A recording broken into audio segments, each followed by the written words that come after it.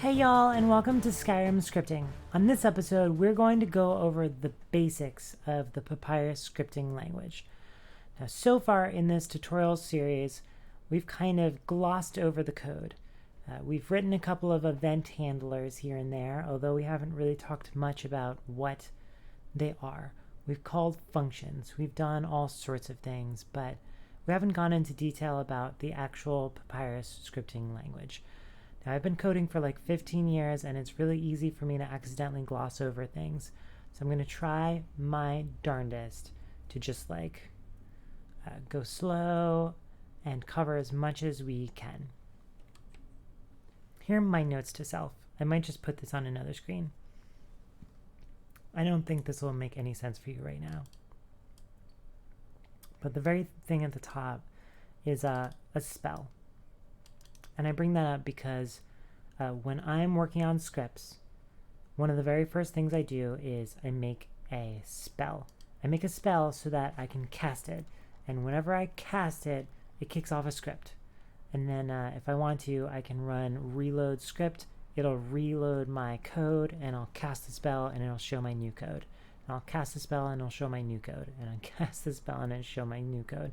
Sometimes you even hook up a keyboard shortcut to cast the spell for me, so it's really fast. So let's make a mod. I need a name. I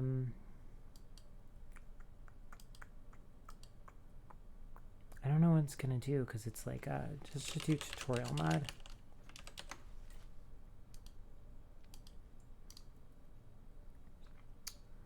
Create an empty mod called tutorial mod, and of course, as a reminder, that goes into my mods folder. You could configure your mods folder wherever, but I've got mine here. So that just created an empty tutorial mod, so we will tell Creation Kit to save all of its files into tutorial mod, and we'll kick off Creation Kit now. We'll have to check it. If we don't, Creation Kit will be like, hey, you need to do that. Excuse me, I've been recording all day. I want to get through as much of this series as I can. So open, Skyrim, okay. My tea is too hot to drink, I think. It's way too hot to drink. I want it. I want it so bad. I'm tired. We're going to make a spell. So we'll make a spell. We'll just call it like tutorial mod spell, and we'll say tutorial spell, and it'll be a fire and forget spell. In other words, it won't cause a constant effect to add to the player or anything. It'll just kick off something. So we'll say it's casting type fire and forget, and now we should have created an effect first, so we'll get an error.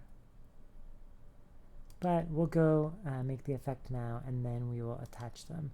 I may actually forget to attach the effect back to the spell to show you what happens. I'm going to make a magical effect. Let's call this tutorial mod effect. Tutorial mod effect. And this needs to match the same casting type. So this needs to be fire and forget. Now, for us to be able to add a script, we need to hit OK. We'll just filter everything for tutorial mod. Open up our effect, and we can add a script right now. It'll extend an active magic effect, tutorial mod effect script. Now there's a gotcha with this that I just want to mention now so we don't forget. With fire and forget effects, the effect kind of starts and finishes really quickly, and this script doesn't have a long lifespan. It just gets created and then goes away because this effect gets created and then goes away. So we can't have persistent things on this effect. Like, we can't store variables on this effect and then have them last throughout the game. So we need to store variables somewhere else. We'll store them in a quest script or maybe a player script, something attached to the player. I'll just make both. I really like my mods when I'm scripting and just playing around to have a spell, a player script, and a quest script. So we'll hit OK. So let's go over to quest under character, and we'll make a tutorial mod quest. And as always, you have to hit OK and then reopen it. Now let's just make a general script for it. It'll extend quest, and we can just call it a quest script. We may or may not end up using this, but I want it there. And we will make a reference alias to represent the player. Player ref, fill type specific reference, select forced reference, cell, any. It'll populate this with player ref or grab it from the ref dropdown. Add script.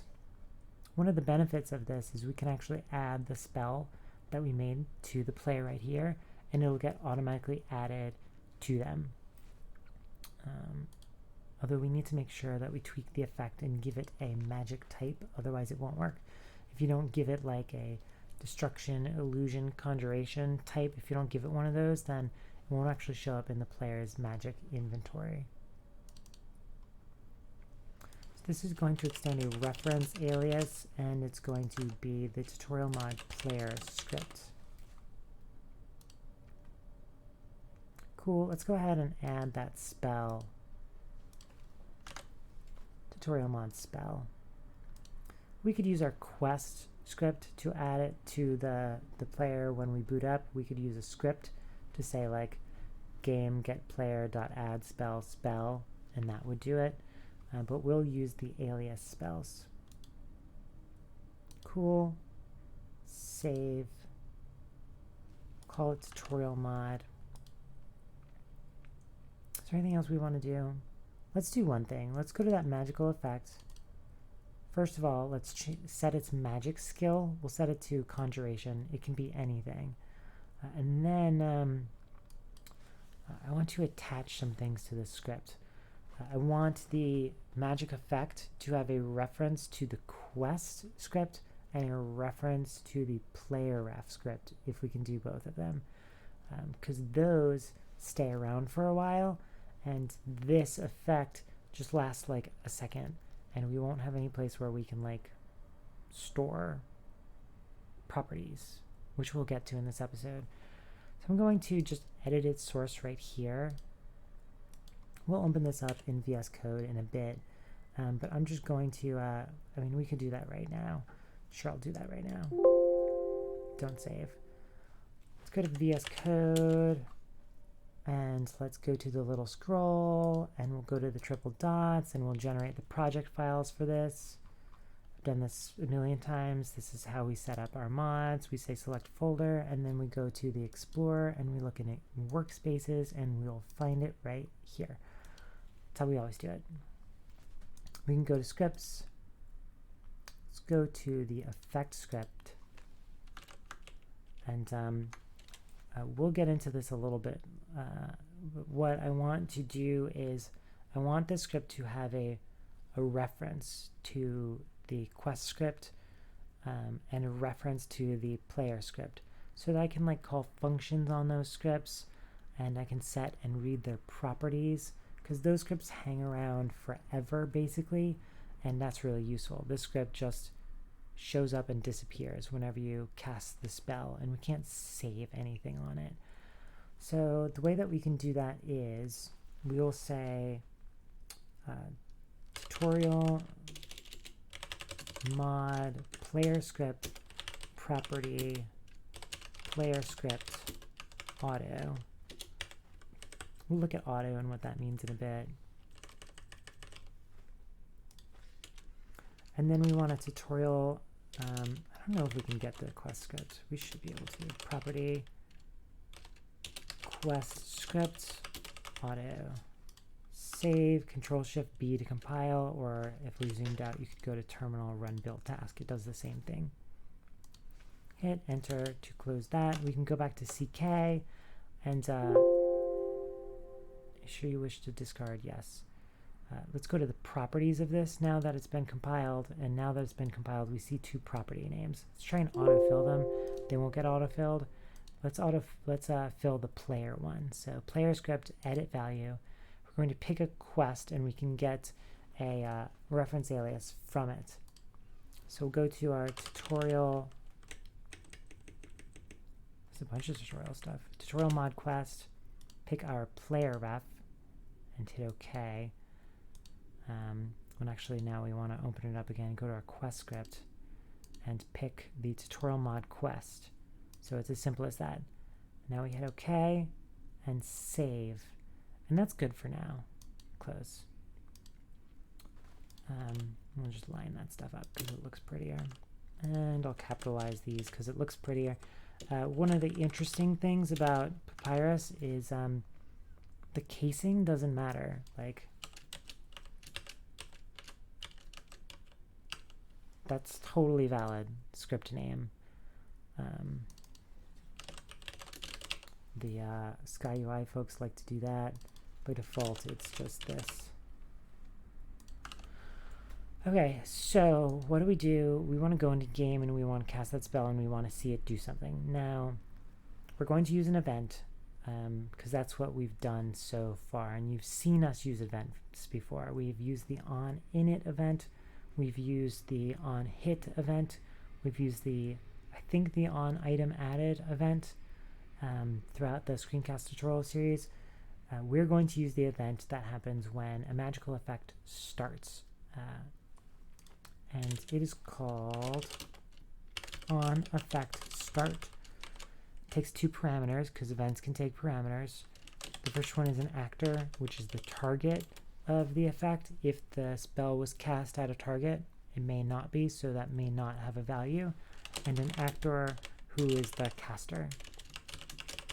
And we could find this on creationkit.com, but this one's pretty common, like onInit, so I'm just gonna do it like this.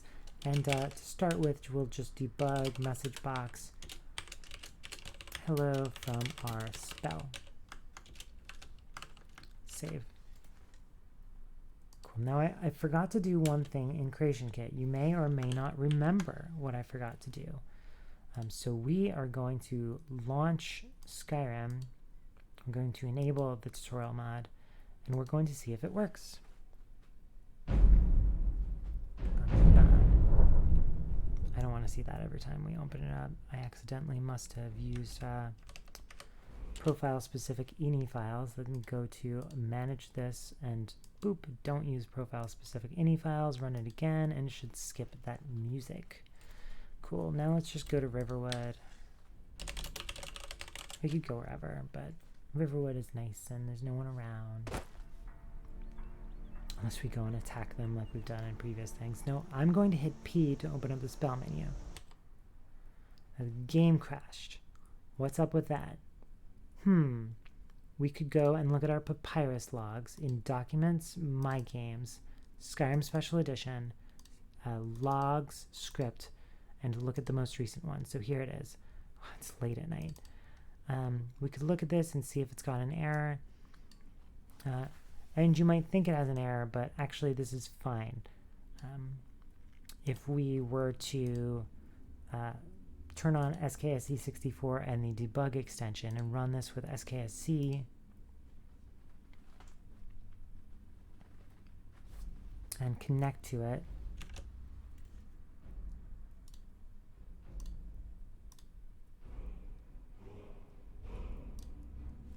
and now CSE Riverwood.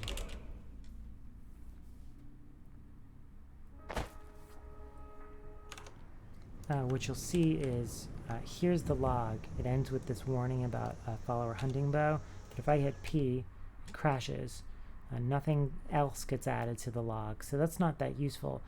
I want to use this opportunity to install another debugging tool that you should have. It'll help you with all of your CTD crash to desktops. So I should have installed this during the debugging episode, but better late than never. I need to include this somewhere, and this is a great opportunity. So we are going to install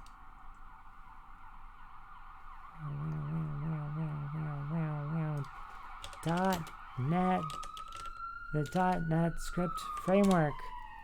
It's so loud here. Woo! All right, we're going to install .NET Script Framework.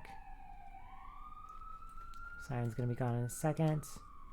We need to look at its requirements, and it depends on the DLL plugin loader, which has no requirements. This is a manual download. I'm going to just open up that zip. It has a README. It just tells us to rename this file to add a little underscore in our main directory and then replace it with this. Skyrim Special Edition. Here's the file. Add a little underscore. Drag this in. Oops. And DLL plugin loader is installed. So not .NET Script Framework, we can install with Mod Manager Download. Boop. Cool, it's installing, or downloading rather. Let's install it. Run it. Run the game. We don't actually need SKSE. You don't need it for .NET Script Framework. I wish you could write Papyrus extensions with .NET Script Framework so bad. As far as I know, you can't, because someone would have to make a bridge. COC Riverwood. Now, I probably still have a crash log. No, I got rid of it. So here's what's going to happen. Let's go to Mod Organizer 2. And it'll be bad. I'll unlock it. If I go to Settings and Paths, you'll find an overwrite directory. Now, as of the last episode that I opened up the settings panel with you, this would have just been base dir / overwrite. What I decided to do was I decided to, in my C Skyrim directory, make an overwrite folder and configure it here. So I'm going to open up my Skyrim overwrite folder. Now when you run Skyrim with Mod Organizer 2, any files that get written to the data folder will actually get written here instead.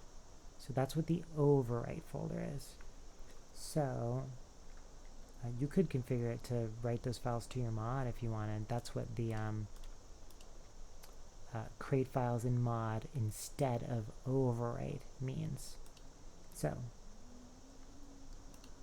here's this folder. Here's the game. Let's trigger a crash. We're going to hit P to open up the magic menu. Now what we get is a NetScript script framework crash log. And it always, it has this possible relevant objects, which is really, really great. It could be the Spriggan, could be a player object, but at the very top it says tutorial spell. Now, I'm not entirely sure what it could be based off of this, but it's worth, it points me in the right direction. And so what it lets me do is, for example, open up the creation kit. And this is only Papyrus Basics-ish related. We'll go through everything else. I'm going to open up our mod. I just need to show this to you, because your Papyrus scripts will crash, and you need to know why. And the Papyrus logs don't always help. So we're going to our spell, because it said something about our spell. So let's go to our spell. Tutorial mod spell. Oh, I remember we didn't add an effect. So I'm going to add a new effect. Choose mod tutorial spell, or tutorial mod effect rather, excuse me, and hit OK, save, run Skyrim, and our script should run. Now here's one useful thing. I'll show you once we're out of here. You see this little, let me show you. This is really useful. You see this little warning thingy up here? There are notifications to read. That will usually light up whenever files have been written to your overwrite directory. It's really, really useful so that when you're playing Skyrim, if any of the mods write to the folder, you'll get that, and it's great for like seeing logs that get written.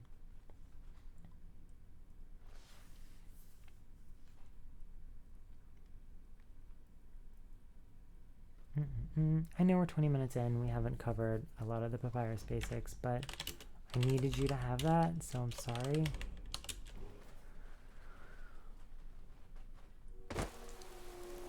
Ooh, it's raining, yay! Oh, cool. I don't want to reload Skyrim. I want to keep it raining. That actually might be really annoying for the screencast, so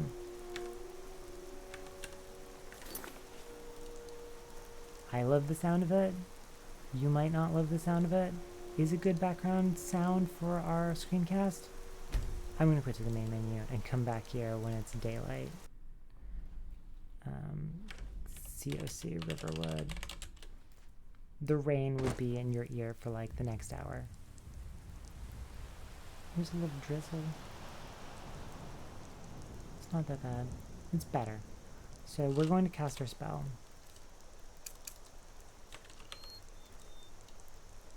Hello from our spell. Now let's change that. We'll go to code. We'll say change this, save, compile with Control-Shift-B, and then we will reload tutorial mod effect script. So this right here. Reload script, tutorial mod effect script.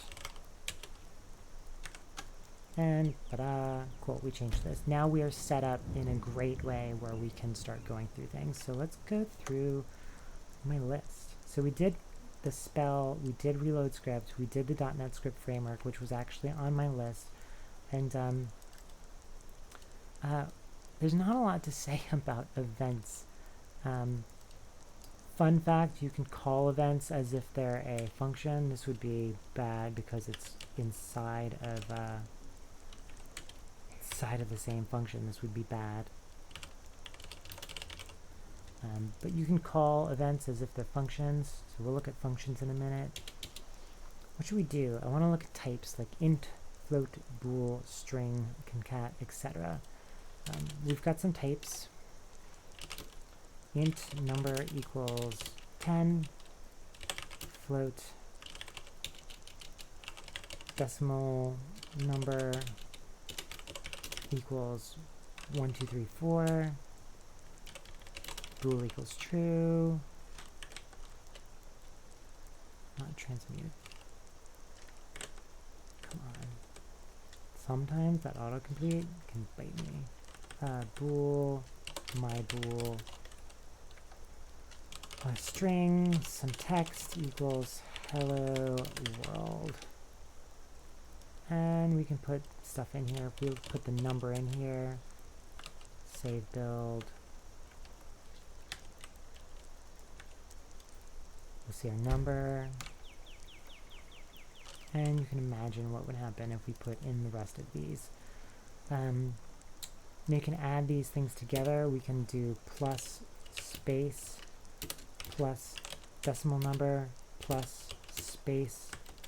Even though it's a number and you're plussing to it, this thing accepts a string, so it actually allows it. Plus my bool plus some space plus some text. Save build. And I'm just opening up console with tilde and I'm hitting up, which will put this command up there again, and just hit enter real fast. Cool, there's all of our variables. This is how they print out, and you can concatenate them together. That's how you concatenate a string. You just use the plus. But we could also say some text, and you can concatenate to some text like this equals some text plus something, or you could put something in front of it. But you could also just add to the end by saying plus equals more text.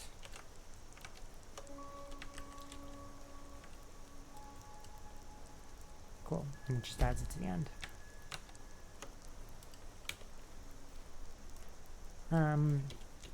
Those are the basic types. That's it. There are arrays, which are lists of stuff. So we can say string array, some words equals new string array. You have to specify how big it is. And you can't just arbitrarily add more things to it. You'd have to define it as a new string array.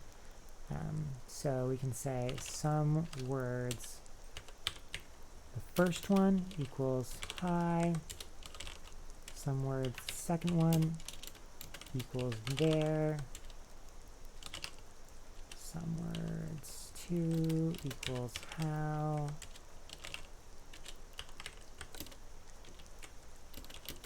are you. Not a question mark, it's not really a word. So there's 5 of them, so we could just make it this. And let's see what happens if we print out some words.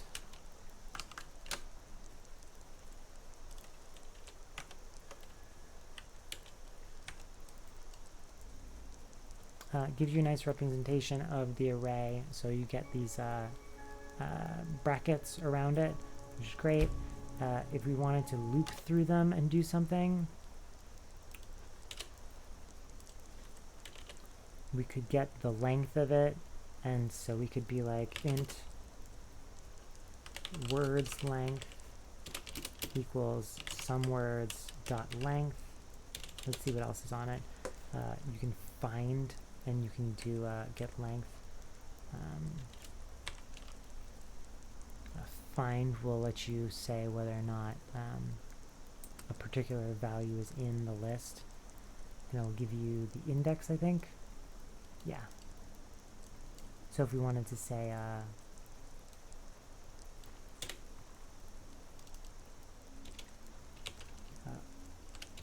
R is at index, and we'll do some words dot find, and we'll find R, save, build.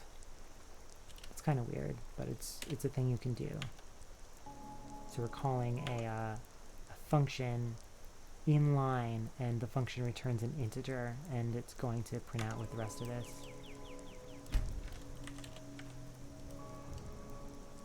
R is at index 3, which we can see.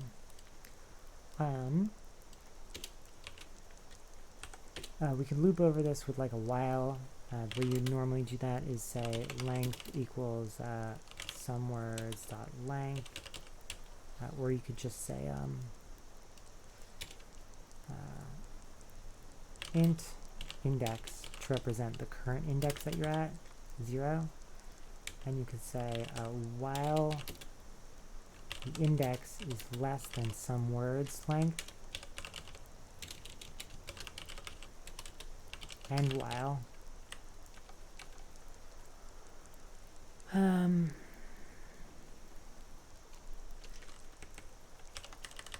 this will be annoying, but we'll just debug messages, and we'll say in here we can get that specific word. We can say string the word equals some words at index,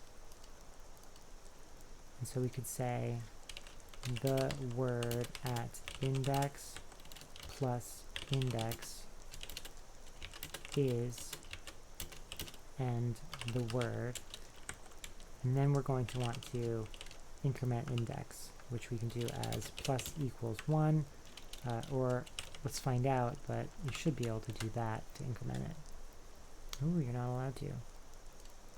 So to do increments, you do this in Papyrus. Cool.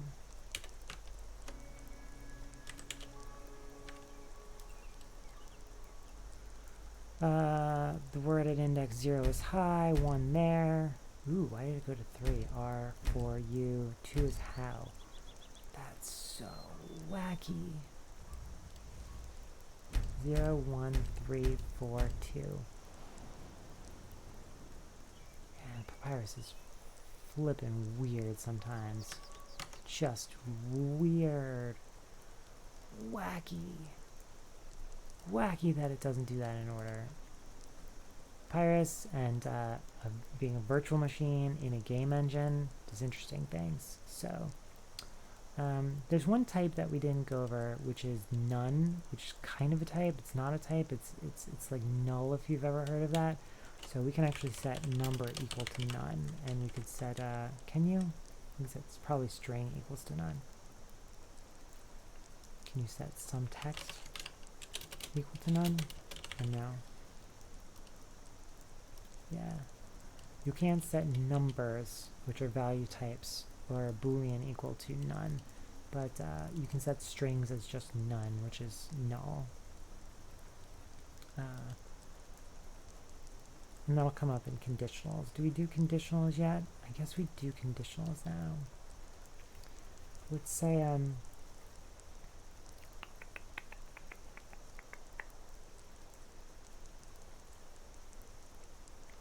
don't know, while we loop over this, we could say like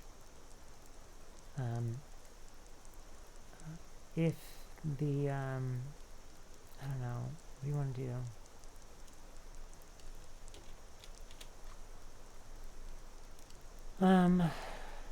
Let's do a couple of strings.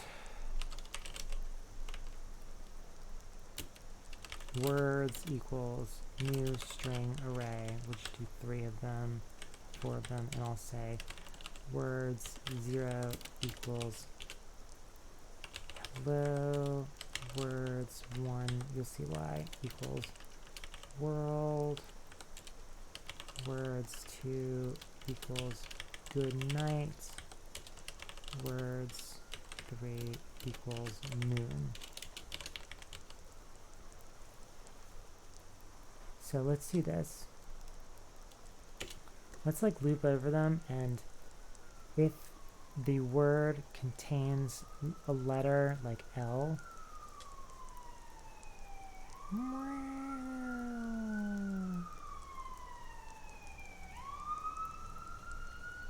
we'll print it out. So to do that, so if we look at some text, which is a string, and we look at the things that you can call on it, come on.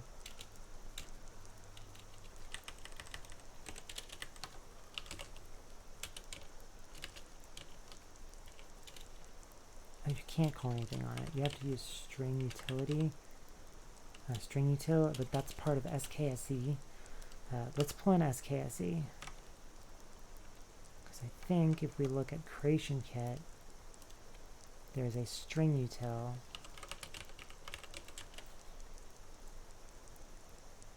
and it is purely SKSE. These global functions require SKSE. You can get the length of a string, whereas you could get the length of an array. You can't actually just say string.length. You can't say string dot anything. So for bool and string and int and float, you can't add a dot and see functions. They can't have functions. They're not reference types. They're value types in Papyrus's system. But there's all these really useful things.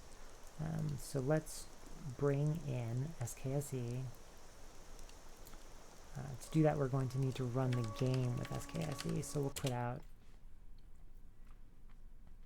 open up SKSE here to load it, and we'll make sure we run it with it. But I also need my scripts to be able to see the SKSE functions, and so for that, we go to wherever our SKSE script source is with all of our Papyrus script code. We've done this in a number of episodes. We copy that location, and in our Visual Studio Code, we go to the Papyrus project file, which is right here, and under imports, we could just uncomment this basically. We put an import to the folder with the scripts, and then you just close and reopen code. You don't have to close and reopen it, but it's just way faster. Ba-ba-bum, ba-ba-bum. That's annoying. It's very overload. Da-da-dum, da-da-dum, dum, dum, dum. Cool. And now we're back, and we should have string util available to us now. String util dot, and here's a bunch of functions. And find is useful, so you can see if some substring is in the string. So I want to use a conditional, and what I'm going to do is I'm going to loop over this array of these 4 items, and for every word I'm going to I don't know, I'll print out the position of the O character because they all have the O character, and then I'll do it of the L character, and only some of them have the L character. Let's do something like that. I don't know. Int index equals 0 while index is less than words dot length, and while, I don't know why we didn't get pop-up completion there, string the word equals words index if string util dot, come on, give me string util dot find. Sometimes if you're in like a function like we were just saying, if, and we had trouble with the completion, VS Code's awesome and it's got like great completion, but it's not perfect. So sometimes just move the code outside of the if or whatever you're doing and just do it like this, dot find parens. So you give it the string, and then you give it the string that you're looking for, and you can optionally give it a character index where in the string you want it to start searching. If it doesn't find it, it's going to return -1. Otherwise, it will return the character index. So we'll say we want to find in the word some letter. So we'll say string letter equals O.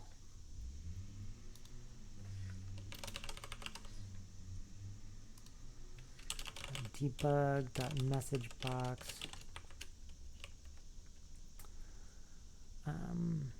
the word index of letter is. Does that make sense? We'll say it'll make more sense when we build it and show it. Missing paren at 22. I didn't close this because that's the message box. So this is the stuff inside of it.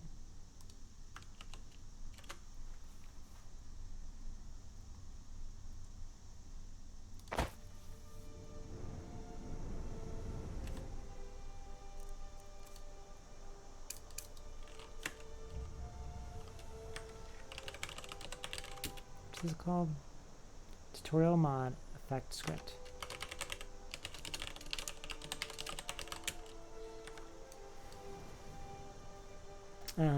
In the word hello, 0 is at index 4, so it goes 0, 1, 2, 3, 4. In the word, oh shit, we never incremented. I think we need to exit out of the game, but I want to see if it's possible, if reload script will fix it or not. We need to do index at equal 1, save build. Let's see if if it has the possibility of fixing it. I didn't think so.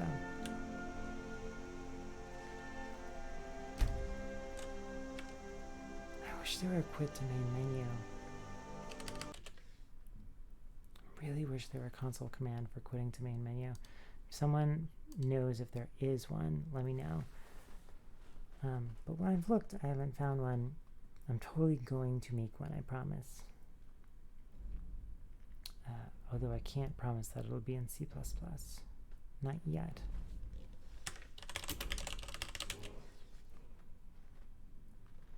Ba-ba-bum, ba-ba-bum, ba-bum-bum-bum-bum.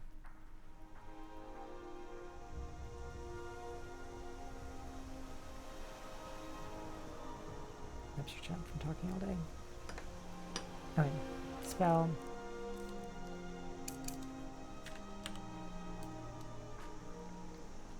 The index in hello of O is at 4. For world, it's the first character. It's the second one. 1 means 2. Same with moon. Same with good night. And if we set the letter to be L, save build.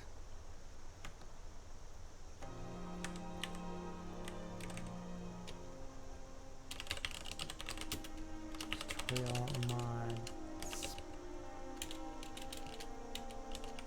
effect script. Is that it? L is at 2, which is 3 for the index because it's 0 indexed. L is at 3, and then moon it's at -1 because there isn't one, and good night it's at -1 because there isn't one. So that's using string util find. Ooh, but we didn't use a conditional, which was the whole point. For fuck's sake. So 2 of them don't match, right? So we'll say int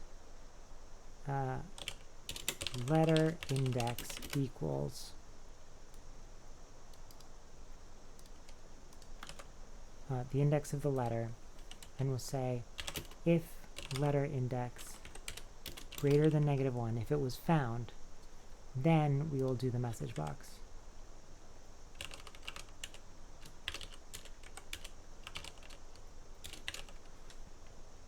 Otherwise, we won't do the message box.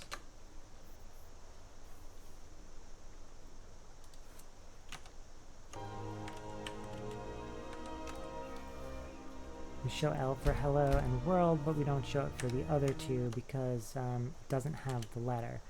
And so we said if letter index is greater than 1, if we wanted to, we could inline, you can inline calling functions here, but we are reusing it over here, so it was worth putting it into a variable. But you can say if function. Speaking of functions, is it function time? I guess it's function time. What do we want to do? Functions can return things if you want them to, but they don't have to.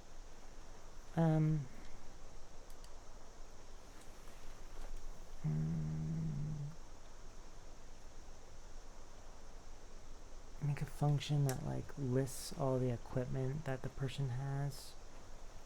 I don't know. I'm tired.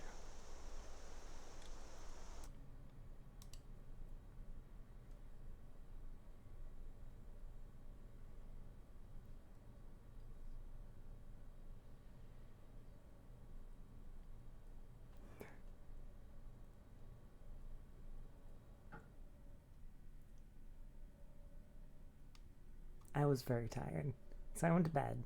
So I got up. Functions. I have to take a break in 20-25 minutes. But until then, let's do some functions. I did forget to show you that when we make arrays, I'll be way more chipper today. We made arrays of like strings. You can make arrays of ints. You can make arrays of bools. You can make arrays of any of that stuff. Apparently book levels if we accidentally type too quickly. You can also make arrays of actors. You can make arrays of active magic effects. You can make arrays of any type of a script. So we could make an array of a player, whatever. We can make arrays of forms. So let's make a form array and we'll call it stuff I want for Christmas.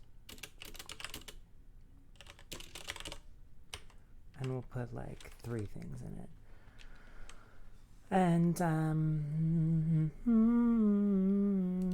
let's go to our SKSE. Now let's go to Creation Kit. Let's find some stuff. What do you want? this were Morrowind, I would want all the glass armor. All the glass armor. All of it. Let's go find some stuff. I want like a charred skeever tail. It's good stuff. It's good eating. I want like an iron dagger. And an ebony bow. How does that sound? Go game, go game, go game, go.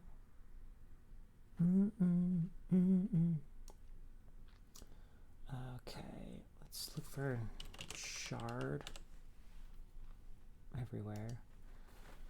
Charred skeever hide, charred skeever meat, which is a food.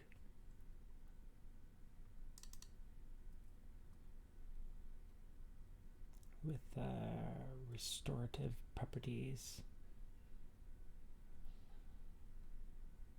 And I want its form ID, but this is the full ID. I'm just gonna go to the game. Where do I see the numerical IDs of things? Can you in here? I haven't had my tea yet. Let's go to the game.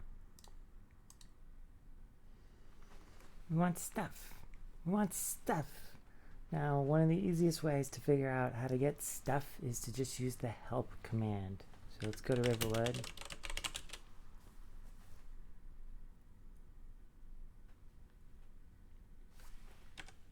Help shard. I want some skeever tail, skeever hide, whatever it is. Charred skeever meat. Cool. So there is a form ID.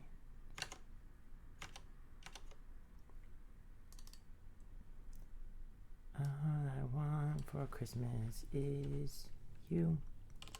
Say stuff I want for Christmas 0 equals game dot get form. Now if you're pulling in this stuff from a mod, you'll say get form from file, and you'll say an integer, that's the form, and then you'll say like,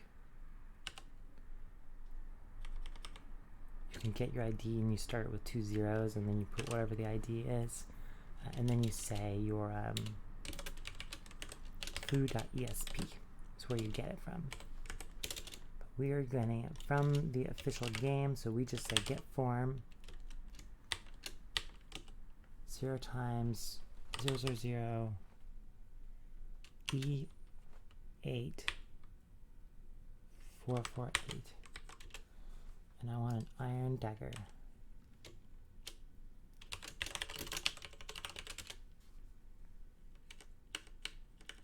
Just a regular one will do.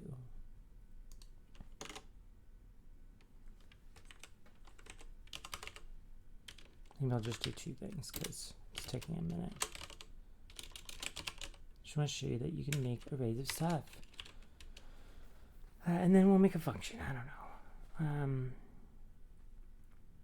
We can't in Papyrus make a function that says like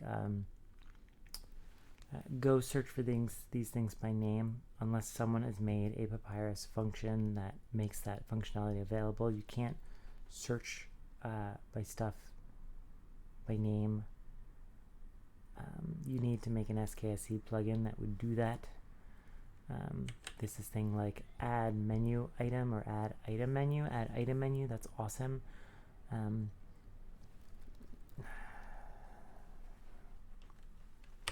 That mod author has not released their source code.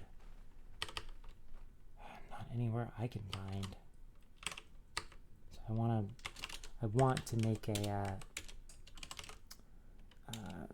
like the very first or second SKSE episode I make, I want to show how to implement add item menu. But I'm gonna have to learn a bunch of C++.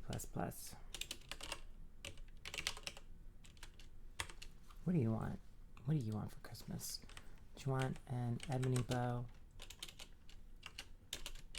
You want a nerd root? Okay. You can have a nerd root. Was it crimson nern root?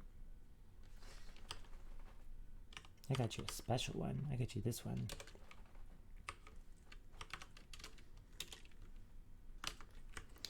And then let's make a function or whatever. Let's say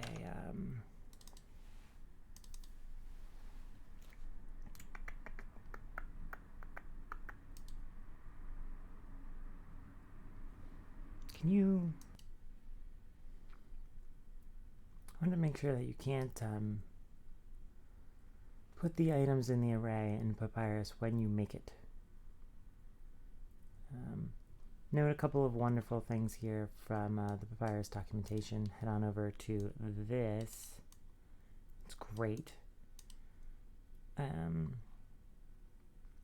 If you're new to arrays, this is great documentation. Here they're making a form array. Note the number that you put inside here can't be a variable. It has to be a number, and it has to be a number between 1 or 0 and I think 256 or 128. 256.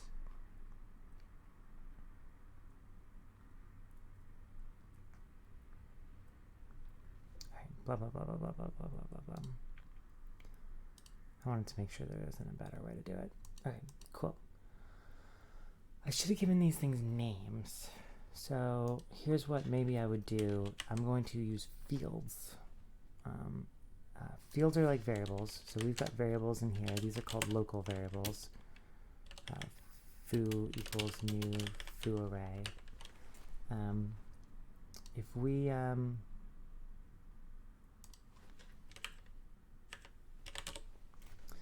we just take this outside of the event, so if this is in a function, it's the same. It's also a local variable. Functions and events, for the purpose of Papyrus, act the same. An event is really just a function that has a cute name. So if we move this outside, then it becomes a property or a field, and it can be shared by all of the things, all of the functions and all of the events. So we'll say like form array stuff I want for Christmas. If it's just a small convention, if you put it outside, you might want to start it with a capital letter. If you put it inside of a function or event handler, you might want to start it with a lowercase letter. Once we get to properties, if you make them constant properties, you might want to have them in all caps. So, new form array of 3 things. On effect start, let's say, like populate this array, like gather the things I want for Christmas. And we'll make a function called gather the things I want for Christmas.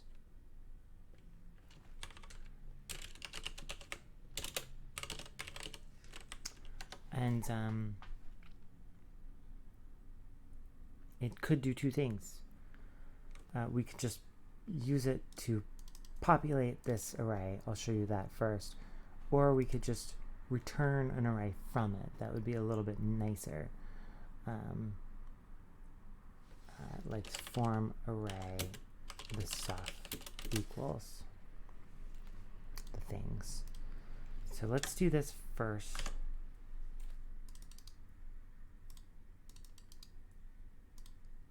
It's just S.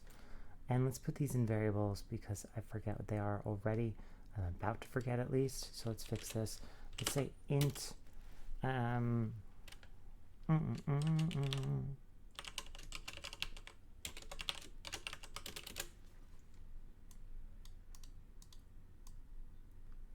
Yeah, these are integers. This is the hash, the hex for an integer. That's what the 0x is all about.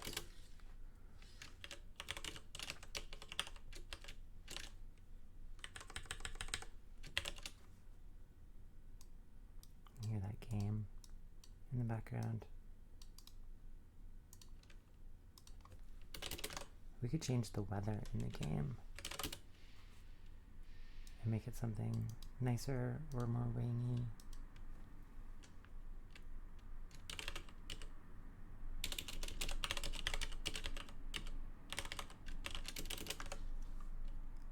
Cool.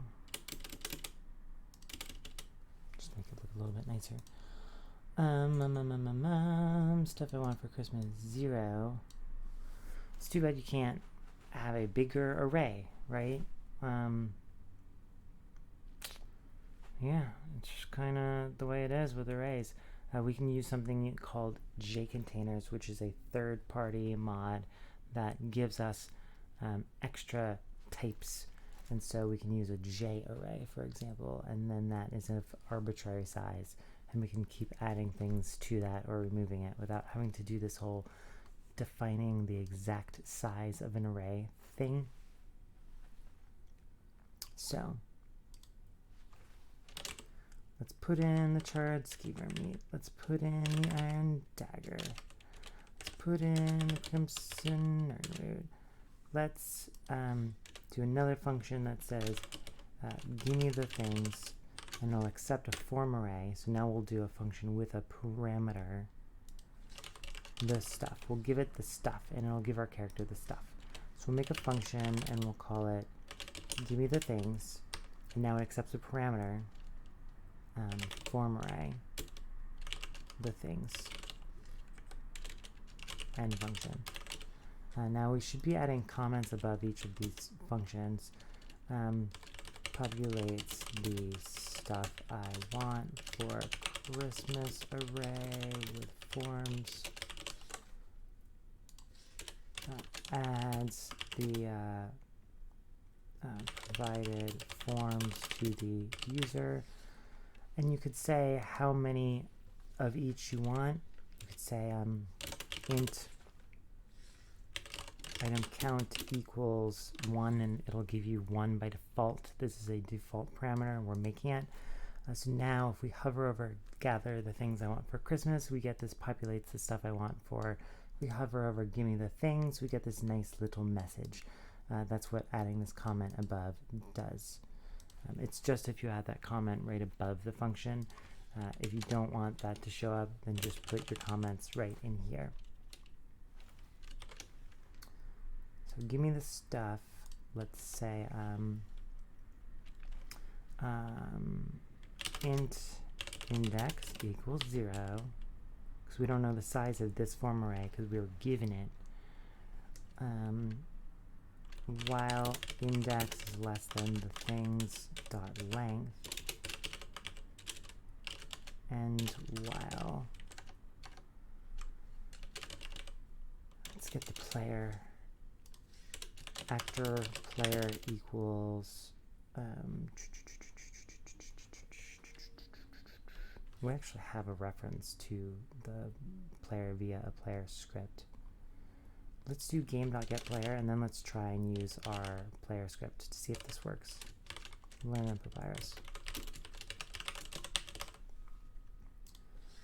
Player.add item,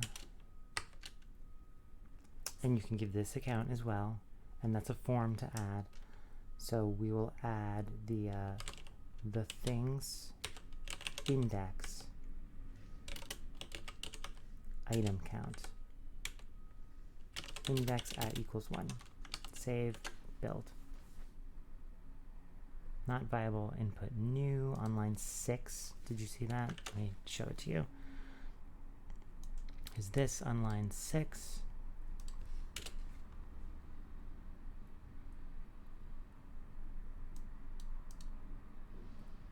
But why? But why can we not do that? Why?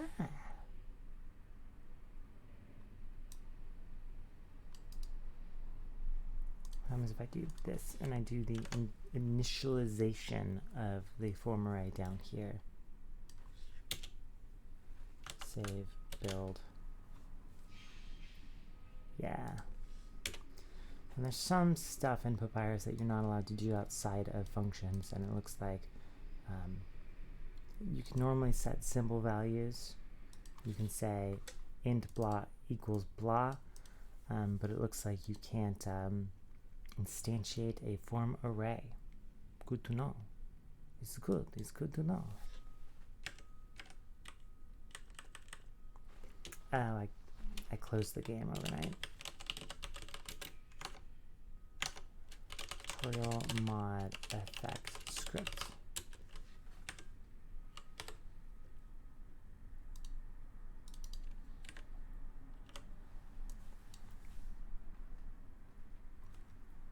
Do we get any things?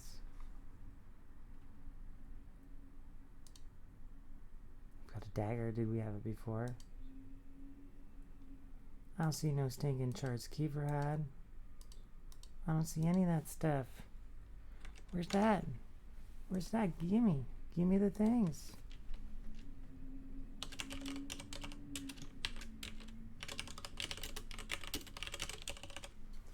When you do add item, is there an opportunity to do it verbosely? Silent equals false by default. Cool. You can't add more than one copy of a reference to a container. A warning will be printed if you try. Cool. Say getting your things just to make sure it works. Oh, and we already have the caster here. We could give these items to the caster instead of explicitly giving them to the player. It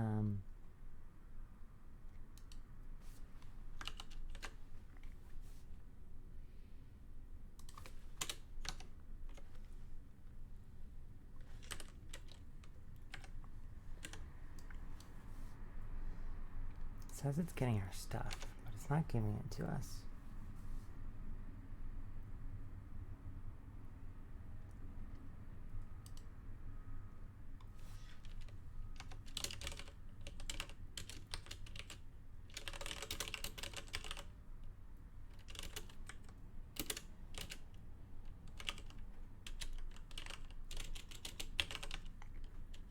Let's get the name of the thing that we're doing. Might blow up because it might be null.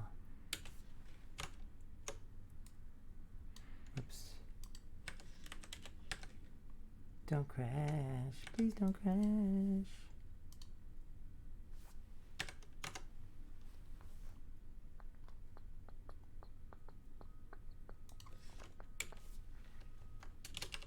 Debug message box. Giving the player and the things dot length things.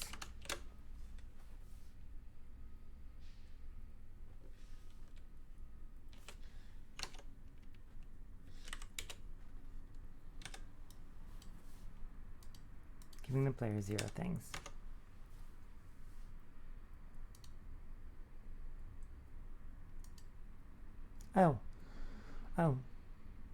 We said we said we were passing across the stuff like this, but we never made this array return anything. Let's do this. Let's say stuff I want for Christmas. We'll do it this way. We'll gather it. It goes into that array, and then this other one just happens to reference that. But we'll switch these to like do nice return values and stuff in a moment.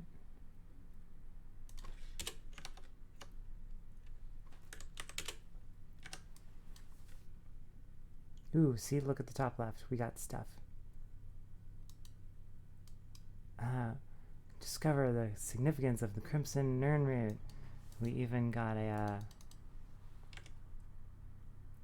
Oops, I didn't mean to cast it again. Cool. How do we make this a little bit cleaner? Let's say form array the things equals gather the things I want, and then give me the things. So we need to have this return the stuff we want for Christmas. But now we just moved that entirely into this array, which is nice and good, into this function rather.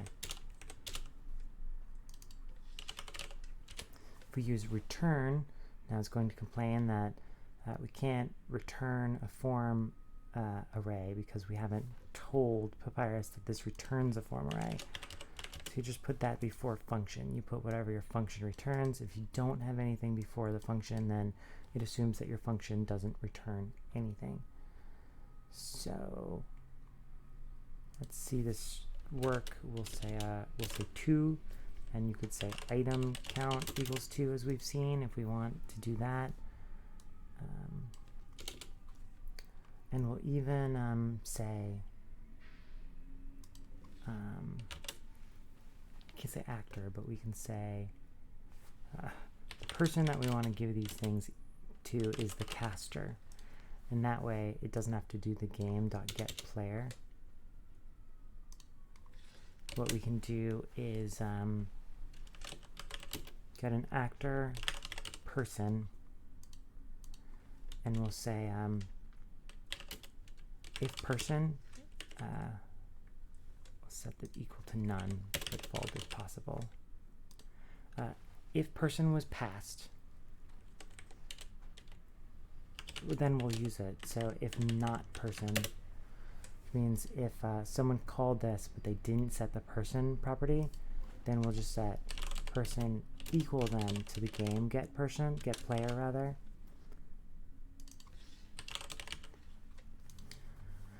One of the benefits is calling game.getPlayer takes a moment, but if you use the variable that the game gives you when it triggers the event, which you always should, then that variable is already there and you should use it. So like you shouldn't do, if the caster is obviously the player, then doing game.getPlayer right after this line that already gives us the player is not only redundant, it's slower. So we don't need this giving the player message. We don't need this giving the player message. And if I had time, we could get a random item from this bag. Let's do that right after my doctor appointment, which I'm headed to now. Let's see this work. Should just still do the same thing, except it won't. There's 2 of each, which is great. And that's it. So I'll close out. I'll pause. I'll add a comment. What we want to do is update to get a random item for Christmas or whatever your holiday is.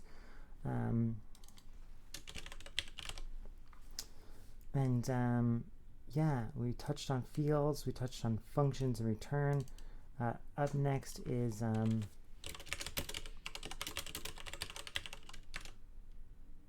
cool.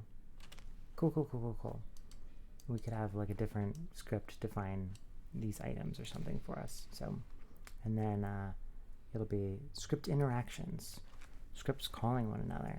So, all right, I got a piece, I got a doctor's appointment. I'll be back in, well, for you, like 3, 2, 1,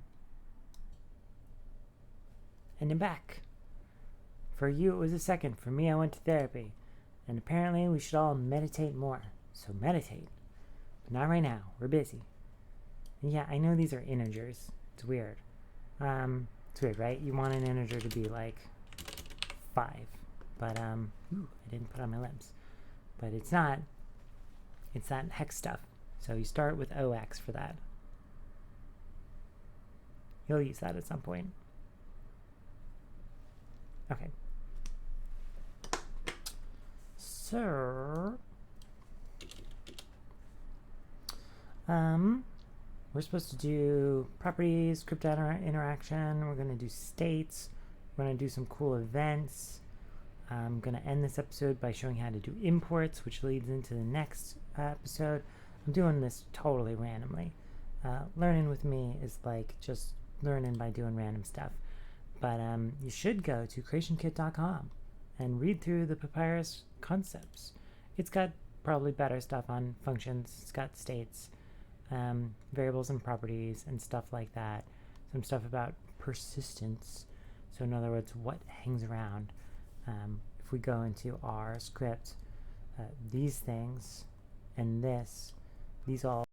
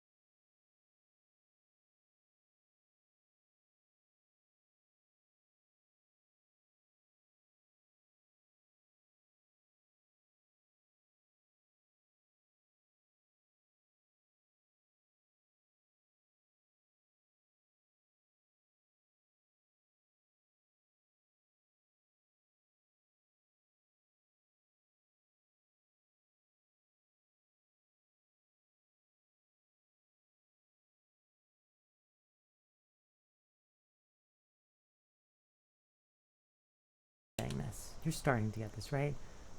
When you add item, you can give it some count, and we could say utility dot random int anywhere between 1 and 10. Let's have it give us between 1 and 10 of whatever the thing is. Yeah.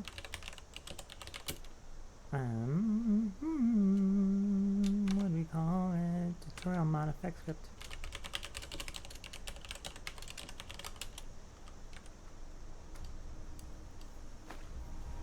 We got 7 iron daggers. We got 4 crimson nerd root. Woo! We got 3 more crimson nerd root. We got more iron daggers. I want that other thing. I want some charred skeever. Give me a skeever. We keep getting iron daggers. I want skeever. Oh well. Random be random. There we go. Random be random. So let's have our spell do something different. This was cute. Let's have our spell do something totes different. We want to talk about properties. What are we going to do with a property? I don't know. Properties let us share stuff between scripts. Here's they let us bind things to from the creation kit. So one usage of properties is this. Get stuff kind of bound from the creation kit. But then we could also, hey puppy dog, make some properties that like other scripts could read. Let's have one of our scripts, like the one that represents a player or the quest. Let's give it a property. And so maybe our quest is where we will store whether or not you have gotten your items for Christmas or not. So we'll say, in which case I'll undo some of this stuff so that we can have our Christmas stuff back in case we want to use some of it. We'll just keep that. We'll keep our collection of things. Cool. Let's make a Boolean property for whether or not you got your stuff for Christmas. Got stuff for Christmas. Or even better, let's put this on the representation of the player. Even better. Let's go to the player script and we'll say whether or not this player got their stuff for Christmas. And this will default to false. If you want it to default to something else, you can do whenever this is initialized. Can you set this equal to true? Let me build and see if it blows up there. Yeah, it doesn't let me do that. I think we would have to event on init. So whenever this player script gets initialized,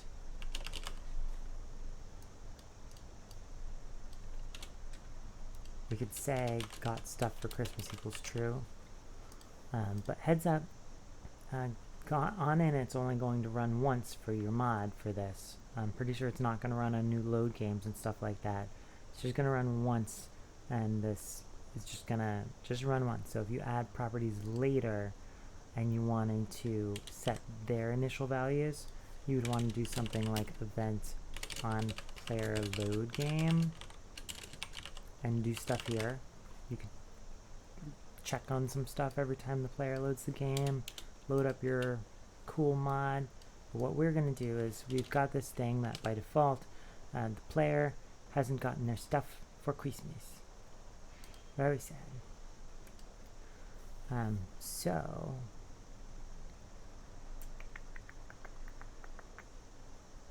let's just say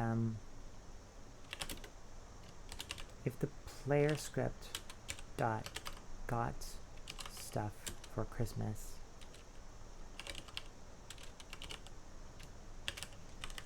then we'll say debug message box. You already got your stuff for Christmas. Sorry to make it Christmas. I just randomly picked Christmas. What's the name of a holiday in Skyrim?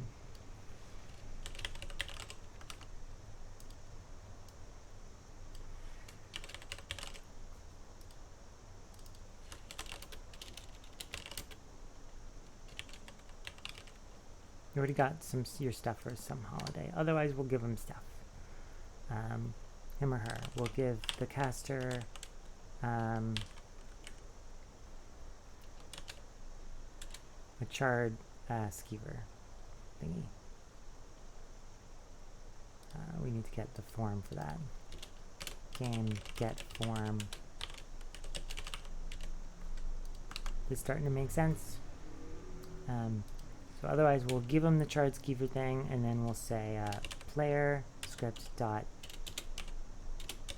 got stuff for the holiday equals true. And so now we're saving it. If we had a boolean here called got stuff for holiday, in that case we could set it equal to true or false. You just can't do that with properties, at least not in a way that I've been able to see, unless you make them like auto read only. We're not going to get into that. If we tried to say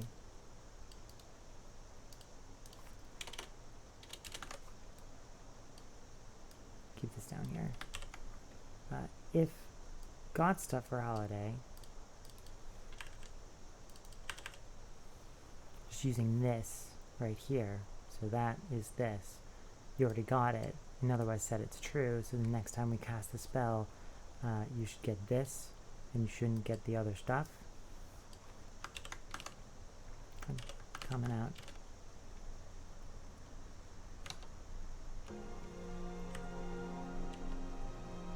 And we also want to reload the player script, because now it has that property. It's going to give us something, but then I think it's going to give us the charred skeever mean again. Come on. Yeah. Because the this active magical effect doesn't persist, and so its variable right here, what we do is we on effect start, we give the caster an item, and then we set this equal to true, and the next time we come back it's not true anymore because it's a whole new instance of this effect script. This stuff doesn't stick around. So if you want stuff to stick around, usually you use one of two things. A global variable or a property on a script. So we're going to use a property on a script, and then sure, I'll show you a global variable, because they're super important. So instead of trying to use a local field, or it could be a property, it wouldn't make a difference. We are going to use a property on the player script. Now if I went to the player script and I said bool, some bool, and I go back to my script over here and I look at player script and I type bool, you're not going to be able to see this because these fields, if you don't add property name, then other scripts can't see it. These are private fields. Public properties. If we make this a property, we'll touch on auto in a sec. Save. Now go back to our mod effect script. Now we can see some bool.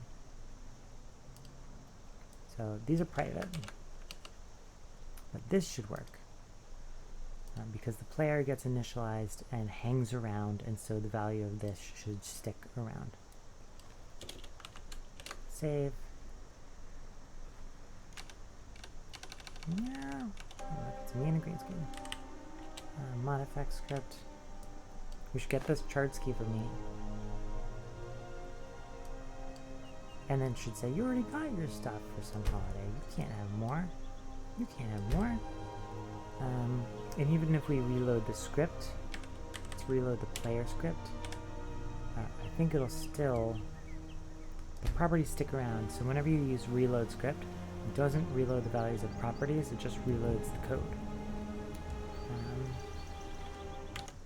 Cool. Alright, I'm looking at my notes off screen. Properties. How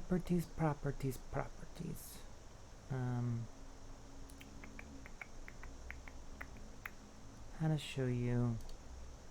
So this property, we're just using it like a field. That doesn't make any sense to you.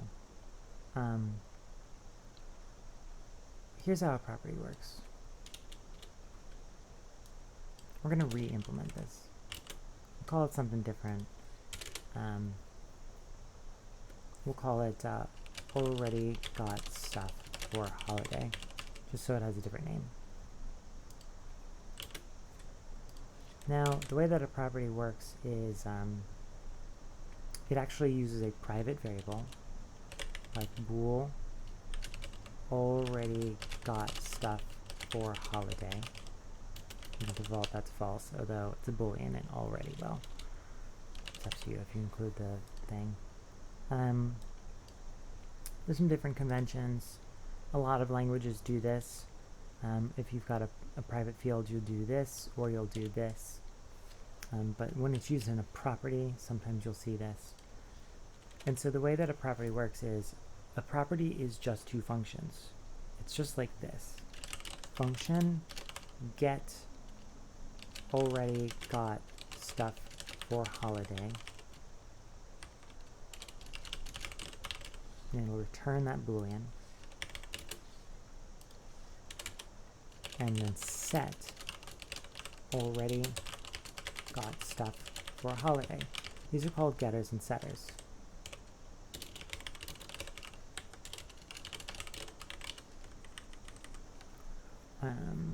So this will just return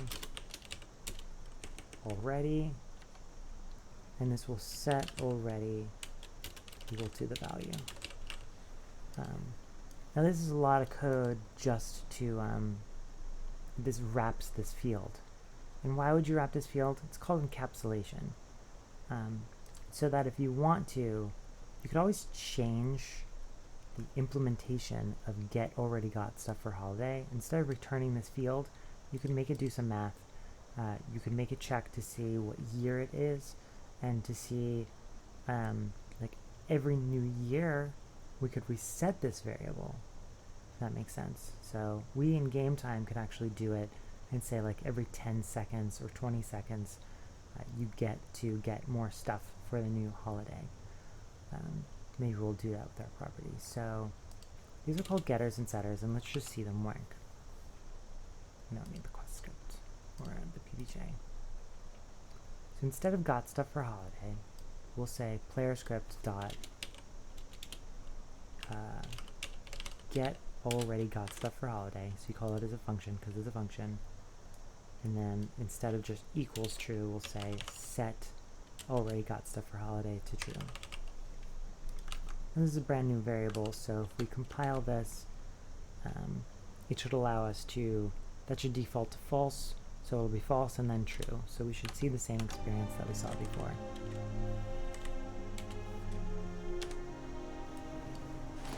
We get it, and now if we try it again, it says you already got it. Now, if we wanted to, we could set this up as already got stuff for Christmas, and already got stuff for Christmas equals true. You can make it look like one of those properties. So a property is really just those two functions, but it's like hidden behind the scenes. It just is so that the code looks nicer, and so that it looks like kind of setting a field, because when you set a field, you just say like crimson yarn root equals 5. This is how you set fields, this is how you set local variables, and it just looks nice. So the way you implement that is, you might I'm going to say the way you implement that is you go to the documentation for scripting reference, and it will remind you how. I think I remember the syntax, but so here's normal variables. Here's what a full property looks like, and you can see what it's doing. It's creating an integer, and it's wrapping this thing. And you wrap it with a get and a set. So let me show you what it looks like. Oh, yeah, police siren. Instead of all this stuff, we're going to turn it into this property, and it's a Boolean property, so we'll say Boolean property, give it its name, already got stuff for holiday, and property. And then inside the property, we implement two functions, one called get and one called set. It's kind of like states. Get end function, function set bool value, end function. And then we, this needs to, I think if we hover over this, it'll say getter for property does not have the correct return type. So I love Visual Studio Code for this stuff. So we say bool function, and to get it, we return already got stuff for holiday, and we set already got stuff for holiday equals the value. And then we can get rid of these. So these are getters and setters that we implemented as our own functions. But this wraps the whole thing as a property. If we save this and go back to here, give it a moment,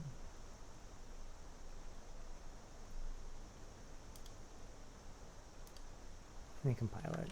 Compiler should work. The compiler totally works.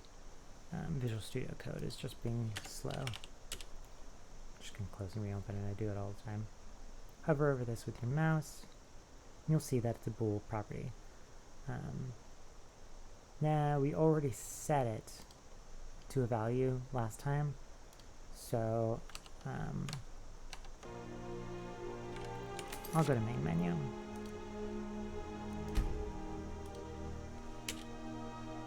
We'll come back in so that that script fully reloads and we get a new property, because the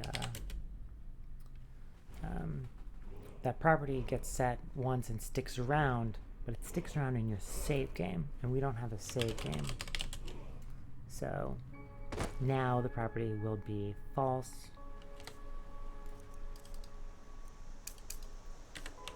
Should get us charred skeever, and now if we do it again, we already got some stuff. So that's all a property is, and here's the deal. This is a lot of code just to wrap this thing, and it doesn't do any logic. So if you want to automatically get this stuff generated, the getter and the setter, what you do is you say bool property, big P or small p, it's Papyrus, it doesn't matter. Already got stuff for holiday. Auto. What auto does is it makes this field in the background and kind of hides it from you. And it makes the getter and setter for you. Save, build. Let me just show you that something changed. We'll just say changed. Build. My tea is ready to drink. I'm going to go back to main menu because once again that value has been set, and we would need to do something like write some code that sets it back equal to false, but I would want like a second spell to do that. After this we'll do global variables because that's a really common way of doing this, and when I see this I mean persisting values outside of a script or in a script that has a long lifetime. There's a great thing on persistence. What makes objects persistent? Variables, properties, functions, registered events, I have issues with registered events all the time.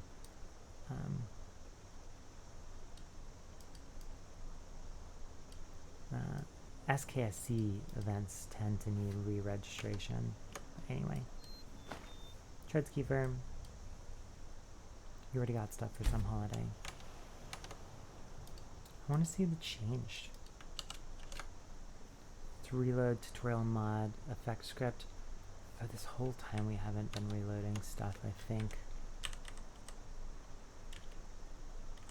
So at home, you may be like, girl, you haven't been running the most recent code. That's why I normally will change the message every time. And now if we change this again, we still should go straight to the pop-up and not get more stuff for the holiday, because reloading a script doesn't reload those property values. Even though I'm going to reload the player script just to show that. We go straight to the dialogue. So, what if we didn't want this on the player script? Instead, we want to use a thing called a global variable. Let's make it in CK real quick. Where's my organized to? Where you at? Where you at, my friend? And we'll open our tutorial mod, set it active, and let's see if my tea is cool enough to drink.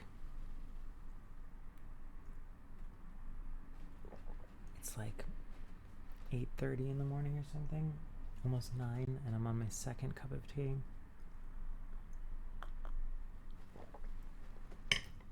Screencaster life. So globals are under miscellaneous. So we'll go to miscellaneous and you will find global. You'll make a global variable. Global variables are great because they can be used in conditions in CK. I might show you how to make a condition using your own property.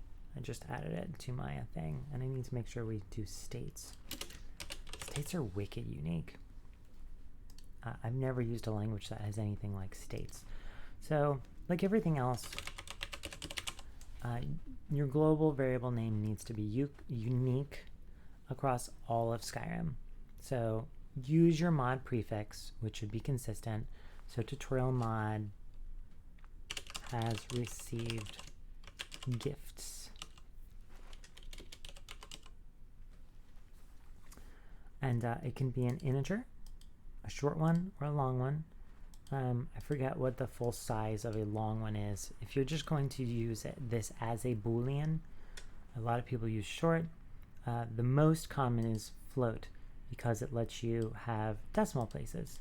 And even if people use this as a Boolean, folks tend to make it a float in case they decide later that they want to change how they use the global variable and they want it to be a float. We call that prefactoring. You're doing things in your code just in case you do stuff later. But for Skyrim, I'd actually say that that's fine. So we'll call this tutorial mod has received gifts. And now for global variables, and you don't want constant, constant would mean that you can't change it. Sometimes you might want constant. I'm going to default this to 0, which will have mean no, you haven't received your gifts. So for globals, you're going to want to bind them to your script using CK. So back in our code, if I can get there, we're going to want a reference to this global variable as a property. We use a property so that CK can see it. If I say global variable tutorial mod has received gifts and I compile this, and then I open up our mod effect script in CK. Ooh. Already got stuff it doesn't exist anymore. We got rid of it. We'll redo this code to use the global variable instead. I wish this were color and it would show red whenever there's an error. So just always look at that with your eyes. So if we go to our effect in CK, I'll just search for tutorial mod, and I'll hit all to see all of our objects, and the global shows up there. If we open up our effect and look at the properties for this script, it has the player script and quest script that we've bound, but you can't see that global variable. It's not available. It's because it's not a property.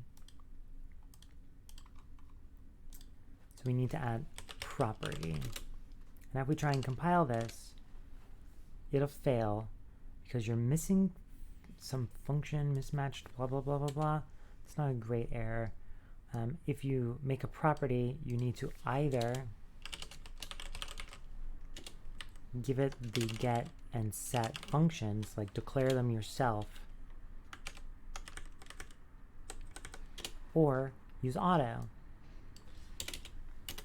One of the benefits of using a property is even if it's auto at the beginning, which is kind of just a field, properties have a couple benefits. You can see them from other scripts. CK can see them to set the initial value. You can always refactor them later. Right now, this will just use a field in the background, but if you want it to do some maths and do something like check on the new year, you can do that with a property. We can make the getter and setter and make it do unique stuff, but we're going to Control-Shift-B and build. Now CK should be able to find this property. Tutorial mod has whatever, and because we named it the same name as the global variable, we just happened to give it the same name. We could call this whatever we want. And if we compile and go back into CK and open up the properties, we'll see whatever we want, and we could go to edit value and choose a global variable because it knows it's a global variable, so it'll give you the full list of global variables, and we could find the tutorial mod 1.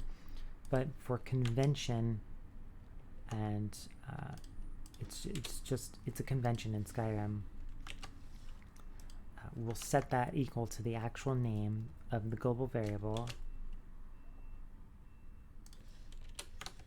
And in CK, we'll open up properties, and that allows us to autofill all, and it should autofill one property because it automatically selected this because it knows the name. And we'll go to save. And we're done with CK. So global variables have 4 functions. You can get the value of it, which will give you the float. You can set the float value. Alternatively, if you used a short or long, you use a different function to get those because functions return types, right? You could say get the value of a global variable, and that needs to either return an int or a float. So what they have built is 2 sets of functions. On the tutorial, mod has received gifts. You type dot and get value, which returns a float, or get value int, which, as you can see here, returns an int. We're using a float, so we'll get value. So we can just say, we'll copy what's down below in terms of the logic. So if get value is greater than 0.0, because it's a float, then we'll say you've received your gifts. Else, so in that case, we'll say you received your gift. And we'll just say using global variable so that we can see that print out. Otherwise, we want to add the item, add the chart skewer meat. Let's get a crimson urn root instead, because that's cool. And then we'll set the value to 1, or in this case, anything over 0.0. We could set it to 0.1, and that would be enough. We can prove it to you. Tutorial mod has, it doesn't fuzzy find. Set value. Of course, if you're using an int, use the set value int instead of using set value. We're using a float, so we'll set value. and we'll say 0.123, which is greater than 0.0. Cool. Save, build, game time.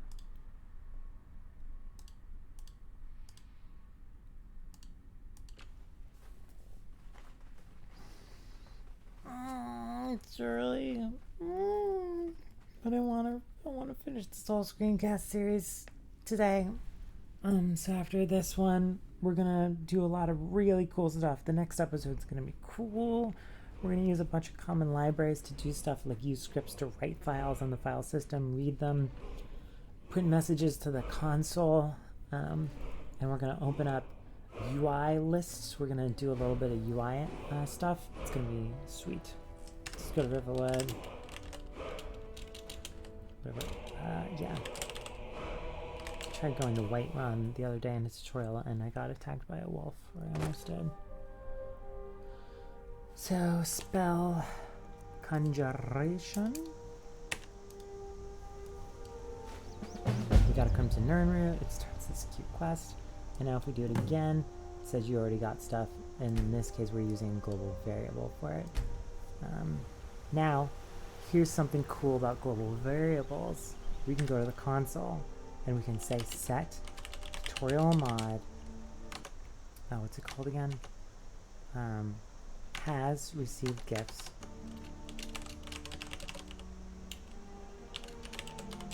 So set the name of the global variable to 0.0. Ooh, unknown variable tutorial mod has received gifts. Isn't that what we called it? Tutorial mod. Oh, I spelled it wrong. Has received gifts.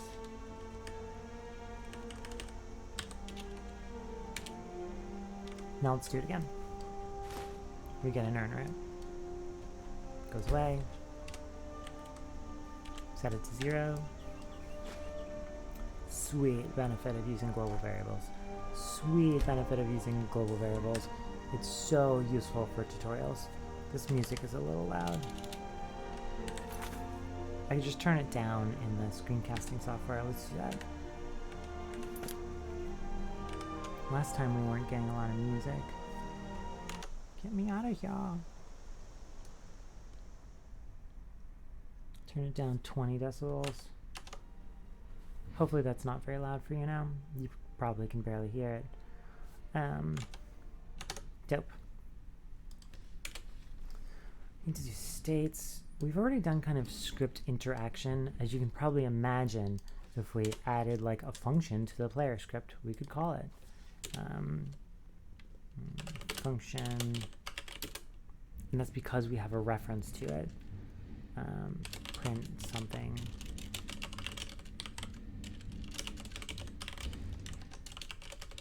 There's a ton of noise outside. I think it's garbage day.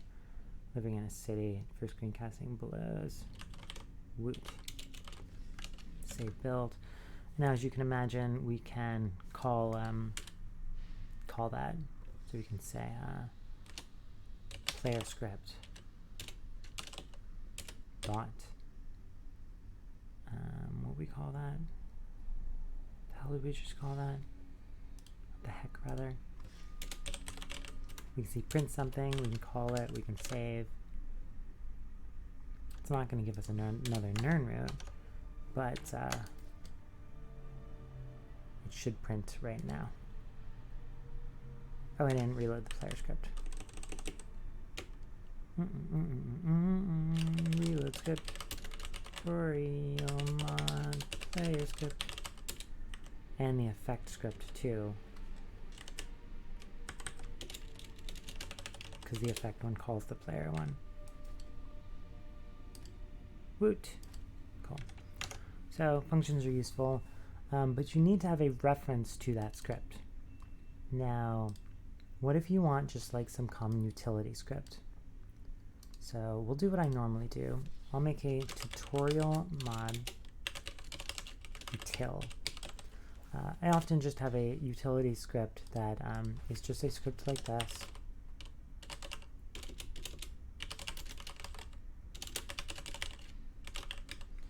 That my other scripts can call. Now you can't get an instance of it. If you did extend actor, then we can add an extra function to an actor. So let's do that. Tutorial mod actor. I don't do this a lot. Hopefully it'll work. We'll add a new function to an actor. Function give nern root. We've been using nern root a bunch. Let's go back to the iron dagger.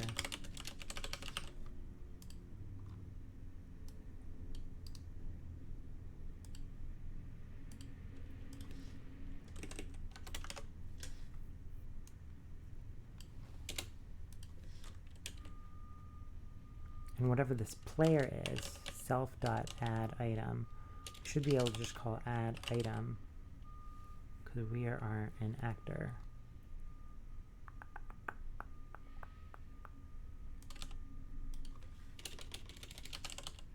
There we go. Might be. Makes sense. Iron dagger, and we'll do some random number of them. From 0 to 10 of them.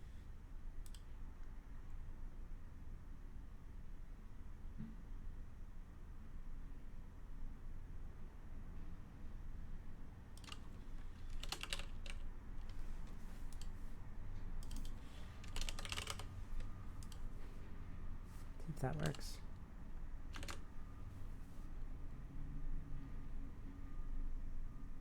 Type mismatch on parameter 1. Oh, that's supposed to be a form. Might be.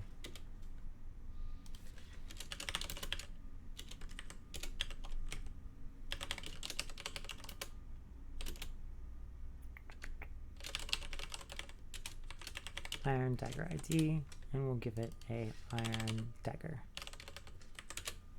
Save. So we can call that on an actor now, but we'll have to cast our actor to a mod actor. And then there's this other util thingy. So I make a global util that has global functions. You can't get an instance to this thing, but we can add helpers.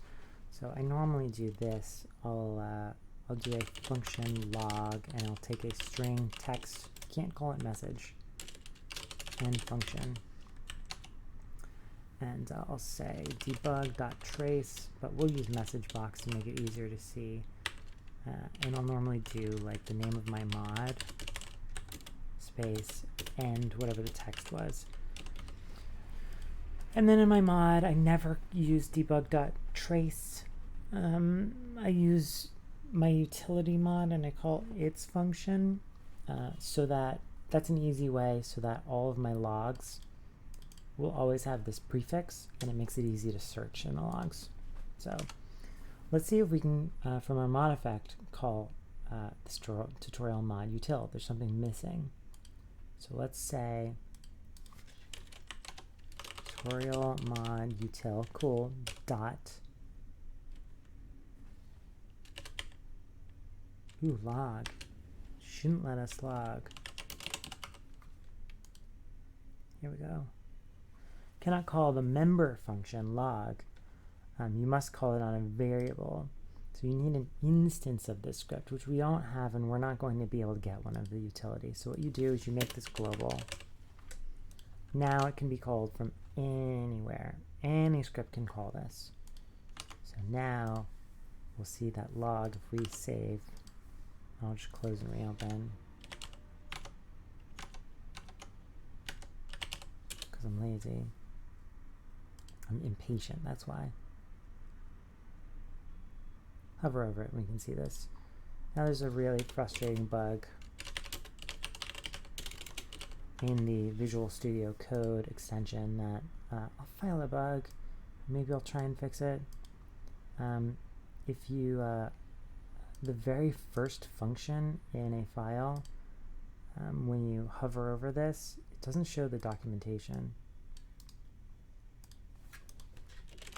We say log2.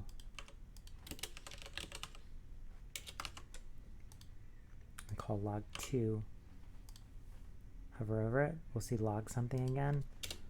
but it's just a really annoying gotcha. So FYI. So we can log some text there. We won't bother. What we will do is, instead of adding this crimson nern root, if you haven't received your gifts, we will use our new tutorial mod actor and we'll give them an iron dagger. So instead of adding item here, we can try and say caster.add iron dagger, but nothing shows up. So what you do is you say caster as tutorial mod actor dot add where is it? Give iron dagger. Save. Compile. Now this should compile. Looks good. I don't want you, PowerShell, go away. Now this will work because because caster is an actor. If you try and cast it to something that is irrelevant, caster as active magic effect, you'll get an error on your as, and it says that you can't cast an actor to an active magical effect. They're incompatible.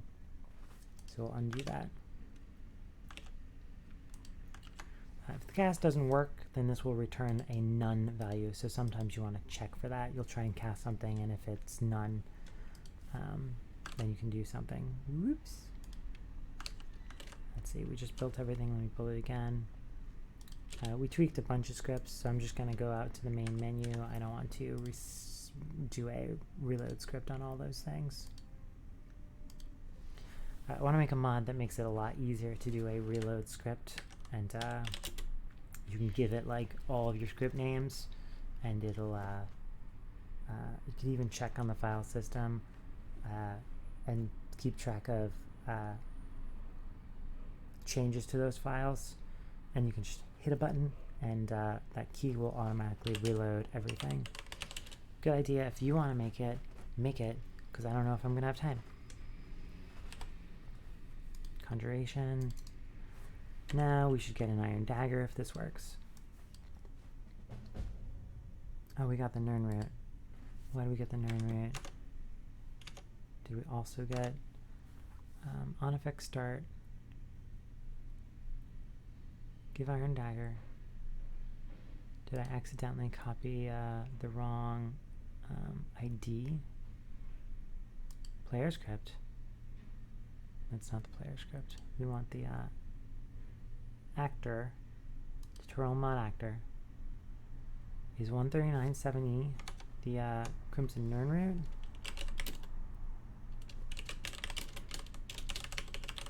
Or is it the iron dagger? My mascara, I didn't fix it last night. This might be yesterday's. 139.7e. I feel like our stuff didn't compile.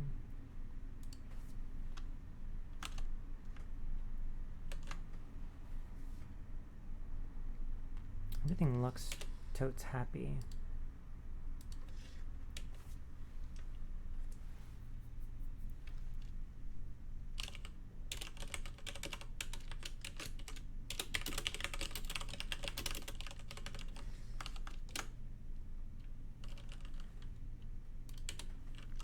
We didn't do a reload script.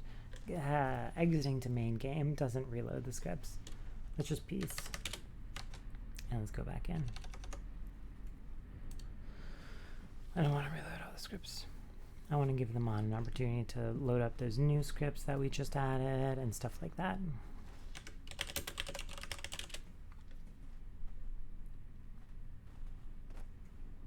Because we added those new scripts.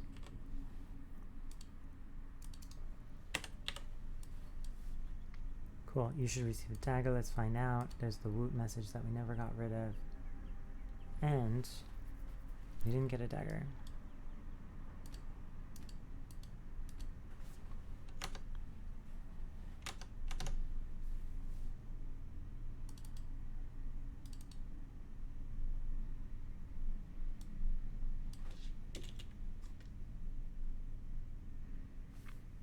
think this is breaking. Let's look at our Papyrus Logs. Connect to the logger. Zoom out a little bit. Oh, the debugger is not running. I don't have it turned on. This is a good opportunity to do a quick log. Let's turn the Papyrus debug extension on.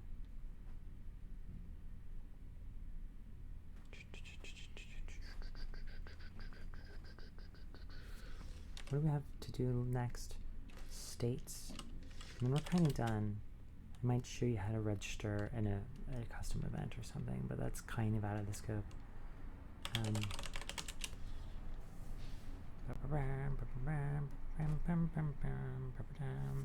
Let's start looking at the logs and get them to print out. So here's the debug console. I want to see if Papyrus has any errors when we try and do this. Papyrus logger is so-so in its usefulness. It's useful when you print out the messages. Cannot call give iron dagger on a none object aborting function call. So that cast didn't work, but at least you can see down in the mod and down in the log the error that we got. So when we cast it to a tutorial mod actor, it gave us none. Like I said, sometimes the cast doesn't work. I haven't done this a bunch. Let me just connect from the debugger so I can go here. I don't know what's up. I don't know. I'm not good at casting stuff. That's how you would cast. Should I fix it? Let me take a look-see. And then I can drink my tea as well. Okay, so you need to have your script attached to the thingamajigger. Let's peace out. If you extend an actor or something, you need that actor script attached to the object. So I'll show you what I mean, because we did it. I don't want to leave you hanging. And we'll do states and we'll bail. The next episode's going to be so much more fun.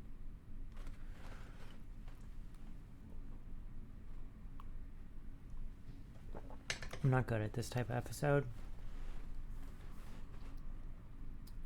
Did we load it? We did. Let's go to our quest.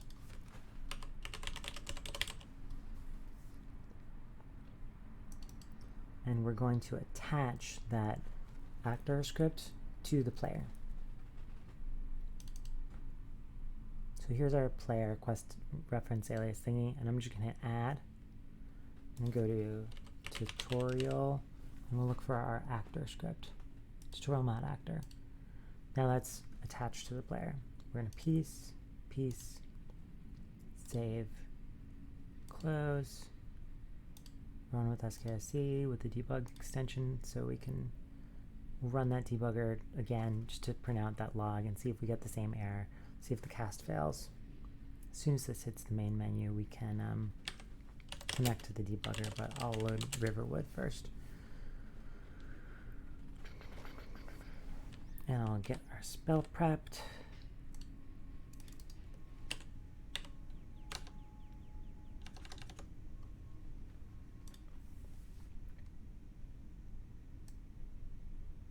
Now if it fails again, we'll see that log message. Can't call it on a non-object. Let me fix it and see what I'm doing wrong so that we can learn together. Okay, unpause. Figured it out. Figure I may as well show you before we do other stuff. Like conditions and states. Cool, so our actor script, like our player script, is a reference alias. There may be other ways to do what I'm about to do, but what I'm going to do is I'm just going to make the mod actor script also a reference alias. Now we attach this to the player. It's not attached to like every NPC or anything in the game. It's attached to the player. So let's We'll only do this if this is the player, which we'll check. So if it's a reference alias, we can't just get item, but you can get reference as an actor. Any reference alias, you can say get reference for like objects and stuff, or if it's an actor, you use get actor reference. And on get actor reference, we've got stuff like get add item. We just went on a dog walk. And so by the time this video is over, I will have slept, done therapy, and gone on at least one dog walk during the recording. A long episode. Oh, that wood is annoying. So instead of the caster that shouldn't work. Compilation failed. Can't cast actor to a tutorial mod actor. Now what's interesting is we have this as a reference alias, and the player script is a reference alias. We could try and cast the player script as an alias, so we could say like the player equals game.getPlayer, actor player equals game.getPlayer, or we can get the player from the player script. The player script is a reference alias, and it has get actor reference. That'll be the player. And only the player has this script attached. So we want to check if the caster is the same as the player, then we'll do some stuff. If the caster is the player, then let's get the player script. Let's try and convert the player script to a tutorial mod player, or to a tutorial mod actor. And of course, we could just add this function to the player script, and just like function add daggers.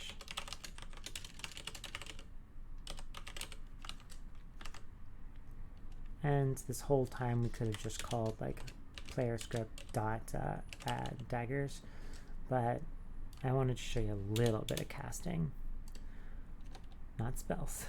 Casting things from one object type to another. Now there's a gotcha here. If we say give me the caster as a tutorial mod actor, so we'll say if the person who's casting is a player. So this says you can't cast an actor to a tutorial mod actor. What if we try and cast the player script to an actor mod tutorial whatever? This is kind of stupid because they both extend a reference alias. Why can't you cast them? That's annoying. Well, what we can do is we can get the player script as a reference alias, because it is one. And now that we have a reference alias, we can cast that reference alias to a tutorial mod actor, because those both extend reference alias. And then on that, we can give an iron dagger, or some number of them, which is, I think it gives you a random amount. So let's build, and we'll kick off the game.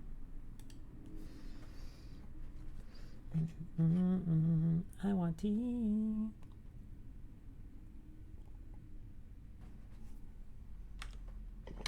Riverwood, here we come. And I'm really sick of opening up this spell thing and choosing the spell, so maybe before we bail, I'll show you how to bind it to a keyboard shortcut. Really on my list, I just have states and maybe conditional scripts. This has been a long cast, y'all. Long cast.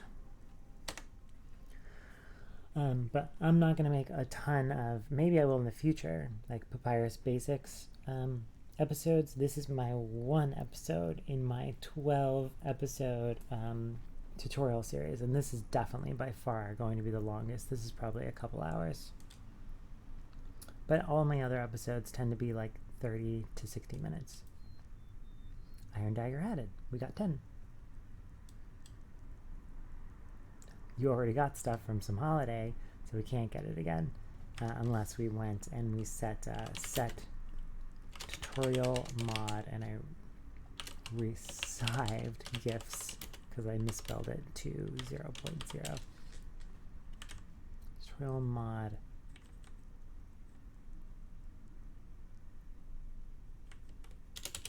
gift. How's it called? Tutorial mod has received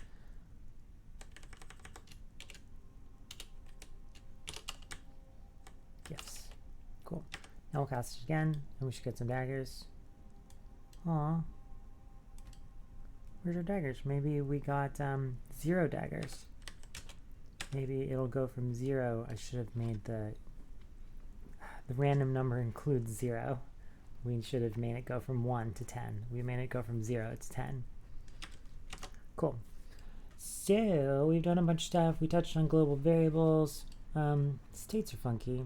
I don't think you can go to state from outside of something. The heck should we do?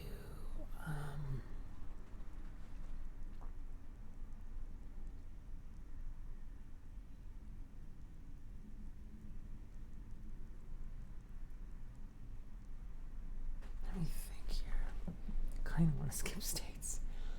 I wonder what example the website shows for states.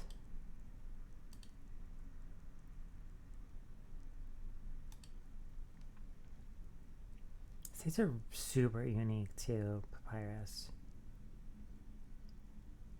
What would we want to put inside of a state?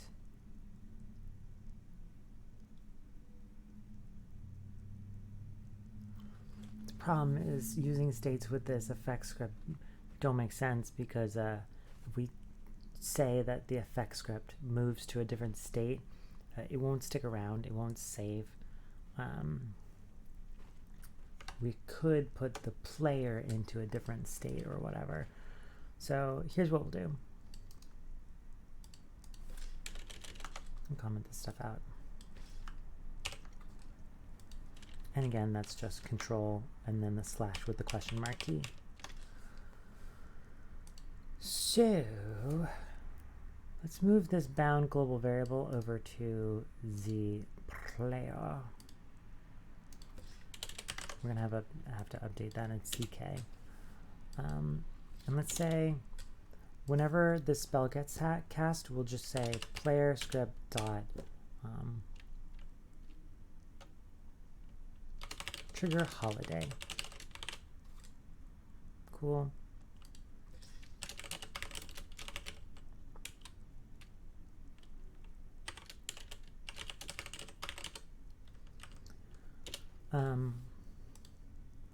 Now there will be the state where you have already received gifts, and we can say state already received gifts. And we can put a function trigger holiday inside here. And what we can do is we'll say whenever the player script calls trigger holiday, the trigger holiday is going to say if has already received gifts,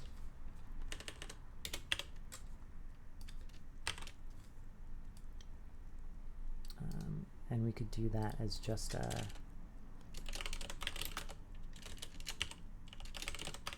make a little function that returns a boolean that just encapsulates checking the tutorial mod has received gifts, get value greater than 0.0. If you've already received the gifts, then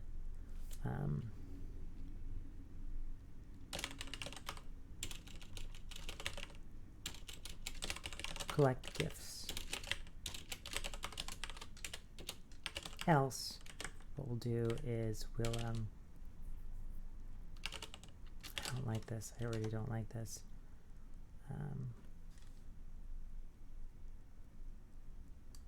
Here's what we'll do. If you've already received gifts, we'll put you into a state called already received gifts. And then we'll just call collect gifts.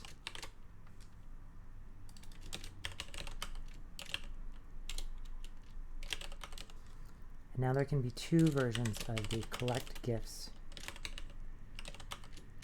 function. One is the default one.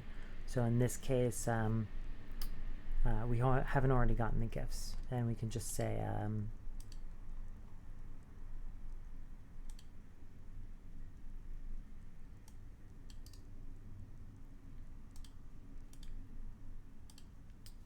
we'll say add item. We'll say we're a reference alias, so we'll get actor reference, add item. I'm going to be really lazy here, and I'm going to say game dot get form ID, and then some number, 1 to 10. But if you've already received them, we'll just say debug message box, you already received your gifts. We could say this year or whatever, and then we could edit it. We could add some logic to check the year or whatever. So our mod effect here, when you cast the spell, we're just going to tell that player script, hey, you're in a holiday. Trigger your holiday code. The holiday code is going to add this little branch and say, if you've already collected your gifts, go to the state where you've already collected the gifts. And then states let you have different versions of functions. So you can have all these different versions of the same function. In my opinion, you're going to use states mostly when you write your mod configuration menu. So Sky UI allows your mods to have mod configuration menus, and the most recent API for that uses states for anytime you edit one of the configuration options. But you'll use it in your modding. It's useful. It's optional because you can always do your conditional statements in other ways, but it can be useful. So we'll say if you've already collected your gifts, then actually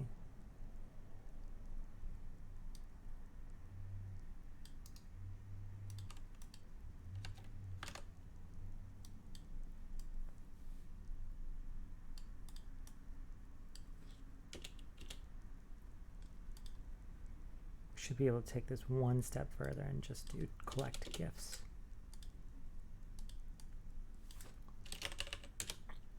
See if this works. So we just say collect gifts, and we don't know that the player script could be in a number of different states. There's the default state where it will do this, where it will actually get the item, but after that happens, it's going to change its state, and it's going to move to already received gifts. Now, we don't actually need a global variable anymore because we can just use the state to represent the state. So super useful. This is maybe the best implementation, even though I was just dissing states. Cool game. We changed a bunch, so I'm gonna totally piece out of it. I wanna run the game. Maybe we'll see a dog butt behind me. Hello, puppy. There's a dog.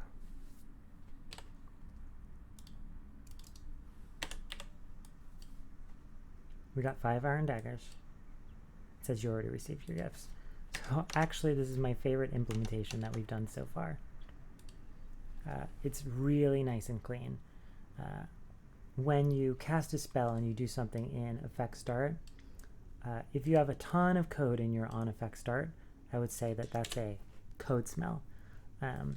It's not good. Your on effect start, good ones just call one line of code because they go out to something that's more domain specific, like player.collect gifts, and we can even call it player, I think.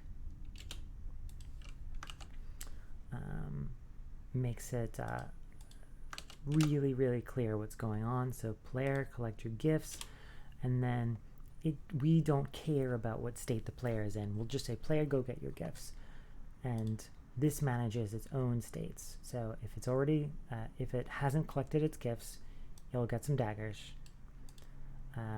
And I would want to move this out into an integer.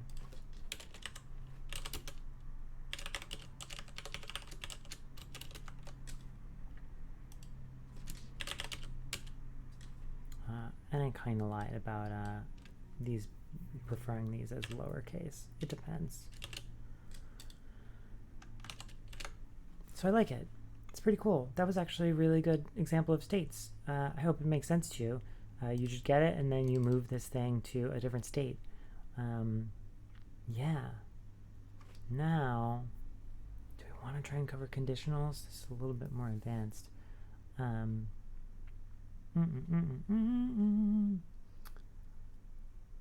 We could do something like, if the player has already received gifts, then we could buff their health or something. Or the spell won't work. Or something. I want to apply an active magical effect to the player, like if they haven't received gifts or something. So here's what I'm going to do.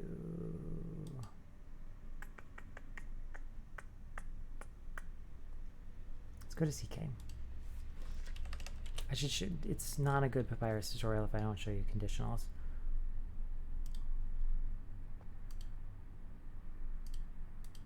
And I've used these like never, so we're going to be learning a little bit together. So I use conditionals the most. Well, I use them all over the place, but I love conditionals for applying different effects to active magical effects, different active magical effects associated with a spell to the player. I'll show you. So let's add a new spell. It's a magic spell. We'll call it tutorial mod, I don't know, ability spell. And it's an ability. It's going to have like a constant effect on the player. And we need an effect, so we'll go make one. And we won't forget to attach them. I normally always make the effect first, but makes sense in a screencast. Let's make the spell and add effects. So we could have multiple effects. Let's just apply an effect in the scenario where you haven't received your gifts yet, or when you have received your gifts, whatever. Let's say, hello phone, don't buzz. Tutorial mod after receiving, after gifts effect. Okay. Boost after gifts. Now, this is a constant effect. It'll boost a value. Can we do value modifier?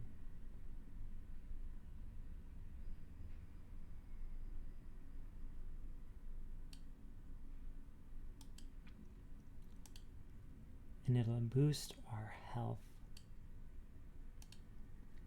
by some value, and that gets set on the spell side. And we could put conditions in here, but I'm going to put the conditions over on the spell side. So we hit OK. We go to, let's just search everything for tutorial mod. And here we go. We've got our spell. No, we don't. Go to all. Ability spell. Now let's add an effect. Tutorial mod after gifts effect. Now what's dope about this is you can have tons of different effects and you can give them all different conditions. So this effect will only come into effect, right, under a certain condition.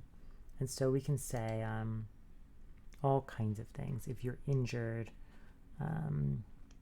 all kinds of stuff. But we want our condition about receiving gifts to show up in here. Now, normally what I would do is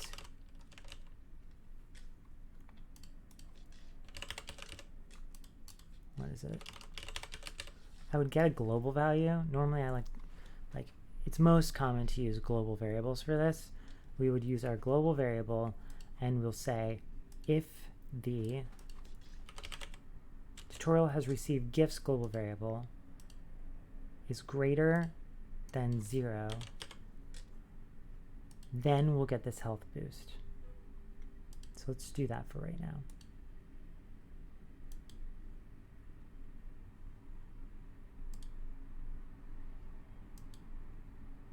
So we need our player script now to have a reference to that global variable, which is going to be a property so that CK can map it. Tutorial mod, what is it called? Has received gifts, because I misspelled it. Auto, compile. Now we can go to our player script, which is attached to the quest. We'll do this differently. We'll use our own properties for conditionals, but let's use a global variable for a conditional because this is the most common. So we'll go to our player script and we'll see that there's a global variable and we'll autofill it. Cool, now we've got it. I'm gonna save. And what we can do is when you've collected gifts, not only could we go to this state, but we will set tutorial mod has received gifts to 1. Build. We'll say using global variable so that we can see a difference. Cool.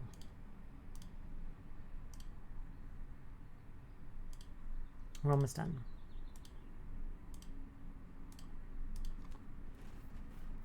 I don't think we really need AskSE for anything, but hey, pup dog, you behind me? You wanna come say hi? You wanna come here? You wanna come say hi? Were you in the video earlier? Come here. Come here. You see the dog? No. Come on up. Up. Up. Come here. Up. Come on up. Up. She's like, what do you want? Oh. Come here, baby. Oh, let's do the dog. Come on, sit on me. There we go. Let's check out this Riverwood.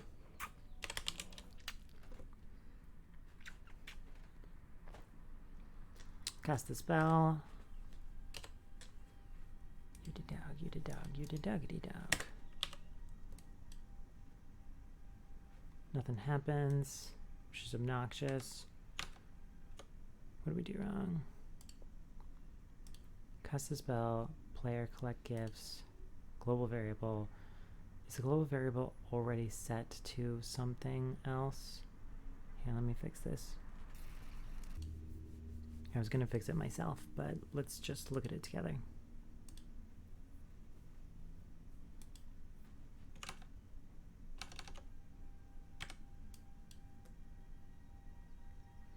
Can call collect gifts of a none object.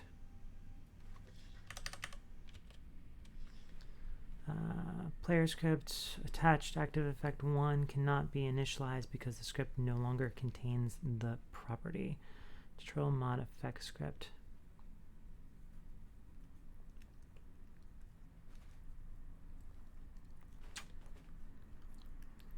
So this used to be over on the effect script. We're loading a fresh game, so I don't know why any of this would care, but whatever. Let's add it back. We didn't like make a save game or anything.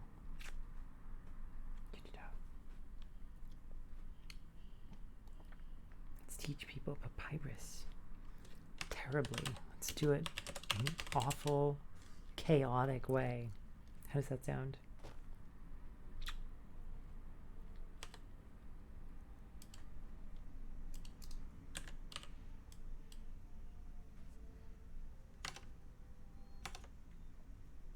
Attach you, go to debug console, cast the spell,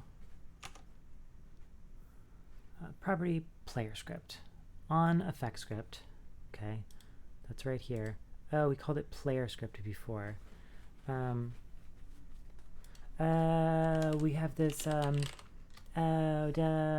we attached this through the property console, and it was called player script. We haven't changed this in CK. Does that make sense to you? I randomly changed this to player, and I was like, that would look really nice. But these are bound in CK, so we would have to go back to CK to make that actual change. Oops. Let me just reload script, tutorial mod effect script.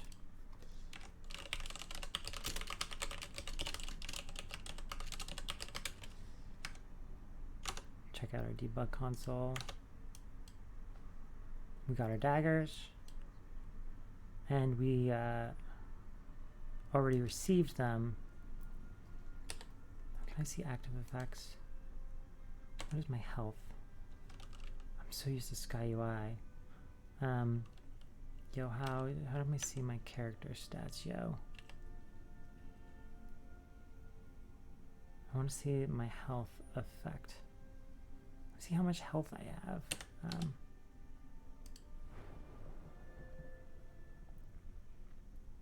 I didn't get the buff, so let me figure out why. Alright, I won't be selfish. I'll figure out why with you. It's part of learning.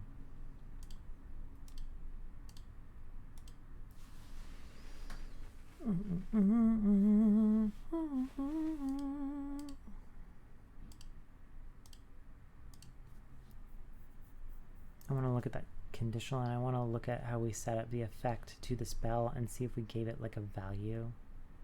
We should buff the health, but I want to give it like a value, and I don't know if we did that.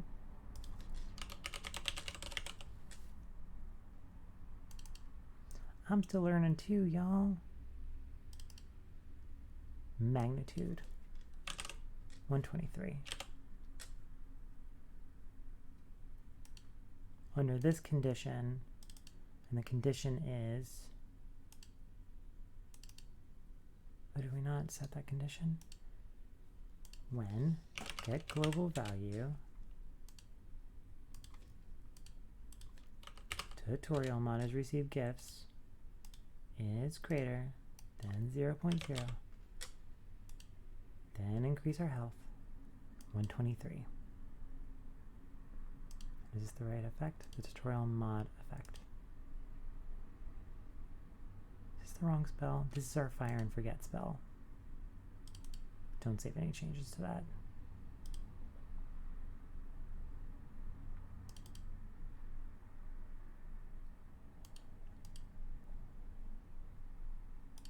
I don't want the changes to health. Whatever. The tutorial mod ability spell, this is the constant effect, and this should say, like we said, if tutorial mod has received gifts is greater than 0, then we want this buff after gifts effect, and we'll do the after gifts effect a magnitude, so that's how much new health we should get, and it'll only happen after that global is more. Now this mod spell should be attached to the tutorial mod effect. Cool. And there's no conditions on that. Save. Save. Close. Skyrim.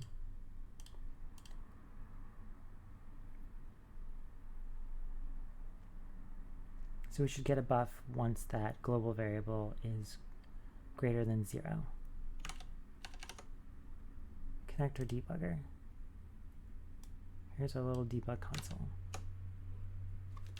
So this is Riverwood. It's going to spit out all kinds of stuff because we attach to it. Whenever it loads a new area, it'll show you all the bugs and stuff in that area. But we could use the filter box. But let's just go here.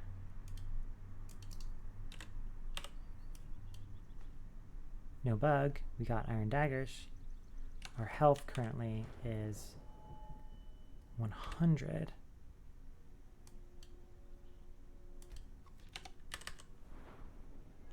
Right now I am going to legit pause and fix that to see what's up. I'm a fucking idiot. I'm so dumb. This was probably working the whole time. If we added that spell to the player. We made a spell and we added an effect. And we never added it to the player. Which is so stupid. So if we search for a tutorial mod, so I messed with the ability spell and I just used a built-in fortify health effect. I'll delete it and show you instead of my effect. So let's save this. Let's get rid of the after gifts effect. I would normally do that if I wanted my own script attached. So let's just open up the ability spell and add an effect. We're just going to fortify health because there already is one in the game. Duh.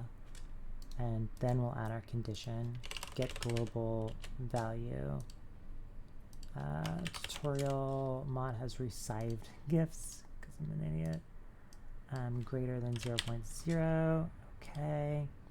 Okay. Now we have this cool spell, but it's not going to do anything if we don't attach it to the player. We can use it here. We could add it in our quest script. We could say game.getPlayer.addSpell, this spell, but I'm just going to do it here. So add spell, tutorial mod ability spell. Okay, okay. I haven't tried this yet, but now that we've added it, it would make perfect sense for it to not have worked. Perfect sense for it to not have worked. And it would make sense for it to work now. That is my thought. I would like for it to work.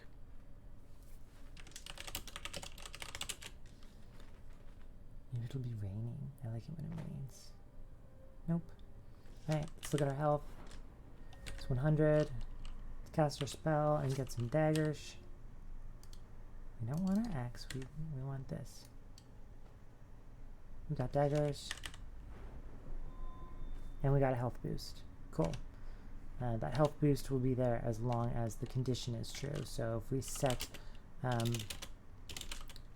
tutorial mod has resized gifts to 0, our health goes back. And if we set it to anything above 0, then we get the, oops. There we go. It took like a whole half of a second to add it. So I love active magical effects. You can add conditions and they are real time. The conditions you add on quest aliases are not like that. It's a one-time kind of deal. So what I wanted to do was we got to show you how to do conditional properties. And then we can be totes done. Totes done.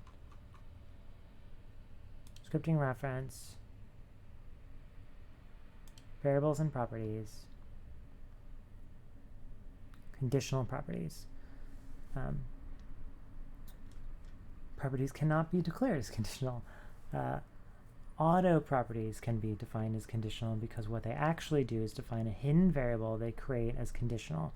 This is why you see mangled auto property names when you select a Papyrus variable in the conditional system. You're selecting from a list of hidden variables. So I guess you can't make a regular property conditional. It's kind of annoying because regular properties can calculate things, but then the game would need to be calling your thing constantly rather than the game hooking into the event of when a variable changes. So you can do autos. So this wouldn't change a whole lot, but I'll show you how to do it. So if we wanted to, we could make our player script conditional so that we can give it a conditional variable instead of using this global. So instead of using this global, we'll use a bool property called enable the amazing gifts. It's auto, and we'll make it conditional. Now for that to be conditional, our whole script needs to be marked as conditional. And instead of using this value, we'll say set the amazing gifts to true. I don't know if you can have bool conditional properties. We're about to find out. Control Shift B. Cool.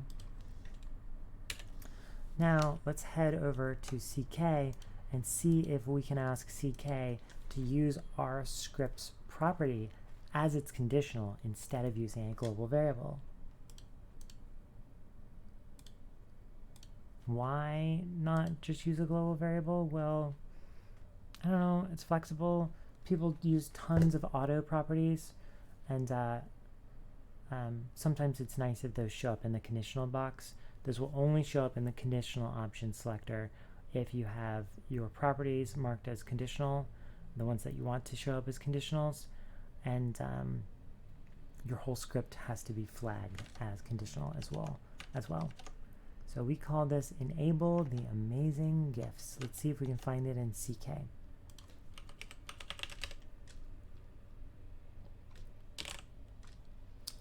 Okay, here's our ability spell. Here's the condition under which we apply the fortify health.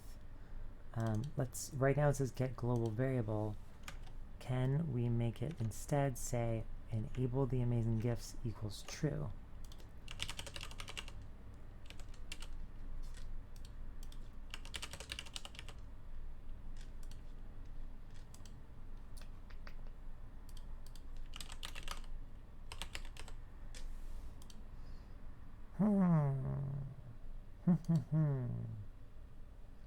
Growl, growl, growl.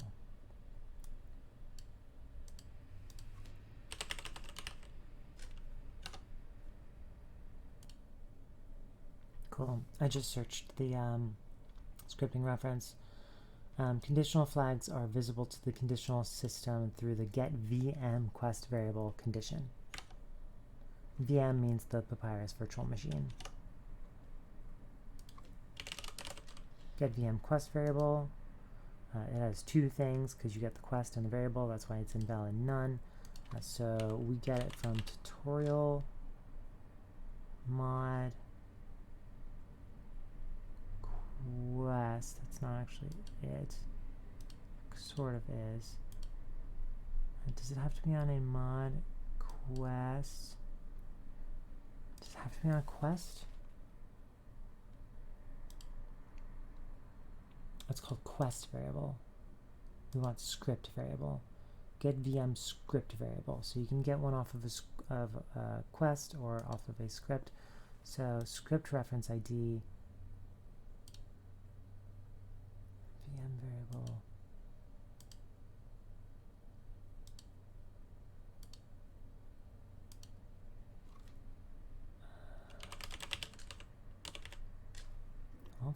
I'll find this. We'll find it together. Script variable. Get VM script variable. It's not in a fucking cell.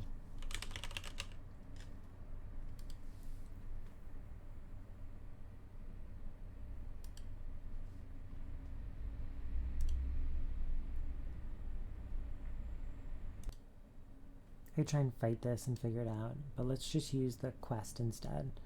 So let's put the enable the amazing gifts on the quest. Make the quest conditional instead. Make this not conditional. Give the player script a reference to the quest. Tutorial quest script property quest script auto quest script dot enable the amazing gifts equals true. Save CK, because the quest dropdown works great, but that dropdown for getting a script VM variable, I can't find my variable, yo. I just can't find it. Let's go to our main quest script. It is a property bool. Our quest aliases has this player script we want an association to the quest script. Tutorial mod quest. Must have named it wrong. Save. Okay. Now to go to our ability spell. Now grab this condition. Get VM quest variable instead of script variable. I couldn't get script variable to freaking work. Now this is nice because we select a quest. If you do script variable, you need to select a like a target reference, like from the render window or something, for example. No thanks. Quest is easy. We just select our quest. And then it should have variables on it. Enable the amazing gifts bar. So any conditional properties will just show up on it. So now we hit OK, hit OK, we hit OK, we save, close. Let's see if it'll blow up or if it'll work. I'm going to connect the debugger just because. Like in preparation for explosions. But I think it should work. I mean, all those drop downs were fine. I'm just worried because we've changed a bunch of stuff.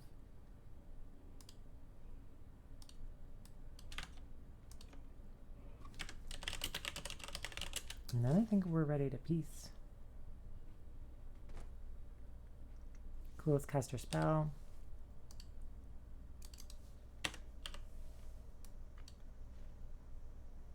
Cool, now let's check for gifts. We have the amazing gifts. And how do you get the we could set the global, the tutorial mod has received gifts to 0, and it's not going to affect anything. Give it a second, because we're no longer using that. We're actually using our script variable, which is pretty dope, pretty nice. I like it. Sweet. There's so much more we could do. We'll do imports in the next episode. We'll kick it off with that because we're going to be importing a bunch of popular mod libraries like Papyrus Util. Hopefully I don't forget Papyrus Extender, UI extensions, console util. So yeah, isn't too bad. How long was this? I have this in 3 chunks, 3 snippets. Part 1 was 45 minutes, and then 60, 70 minutes, an hour and a half, and now we're at an hour 40. So, I don't know, 2 to 3 hours. And here's what we did. At the beginning, we spent 15 extra minutes installing the .NET script framework, which you'll want whenever you run into CTDs. If you get a crash to desktop, check the .NET script crash log. It'll always give you a hint. It like always works for me. When I'm installing mods, like as a mod user, it always helps me. We looked at events. We looked at all these different types. We looked at arrays and we whiled over them. We did conditionals, we did functions which return stuff, we looked at fields, we looked at properties, including how to make your own one. We did cool state, which I like. We interacted a bunch between our scripts. And the 2 ways to do that were either make a script with global functions that you can call from anywhere, or we set a property, and then in CK we went and we tied those things together using the property. So in script A, we make a property that references script B. We compile it, we go into CK, and we select properties, and we associate it as a reference to B. We made things conditional. Kind of wanted to look at some extra events, maybe do mod events and stuff like that. That's going to come up in some of my tutorial videos after I finish the series. I really want to finish the series. I'm going to get her done today and release soon. And so imports and using cool other stuff is it's going to be, I forgot to put my jacket back on. It's going to be part of it's going to be the next episode. So check it out. head on over to that video playlist, and I think it's called something like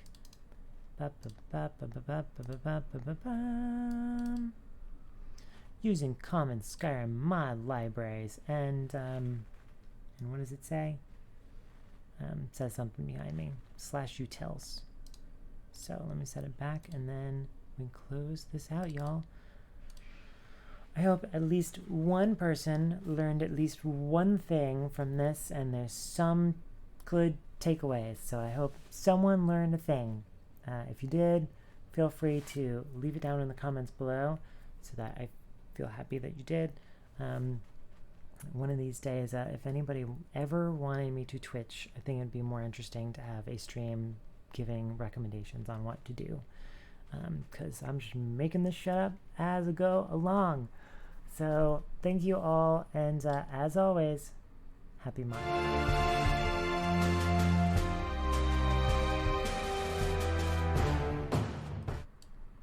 was trying to say happy modding. Now we cut to the music.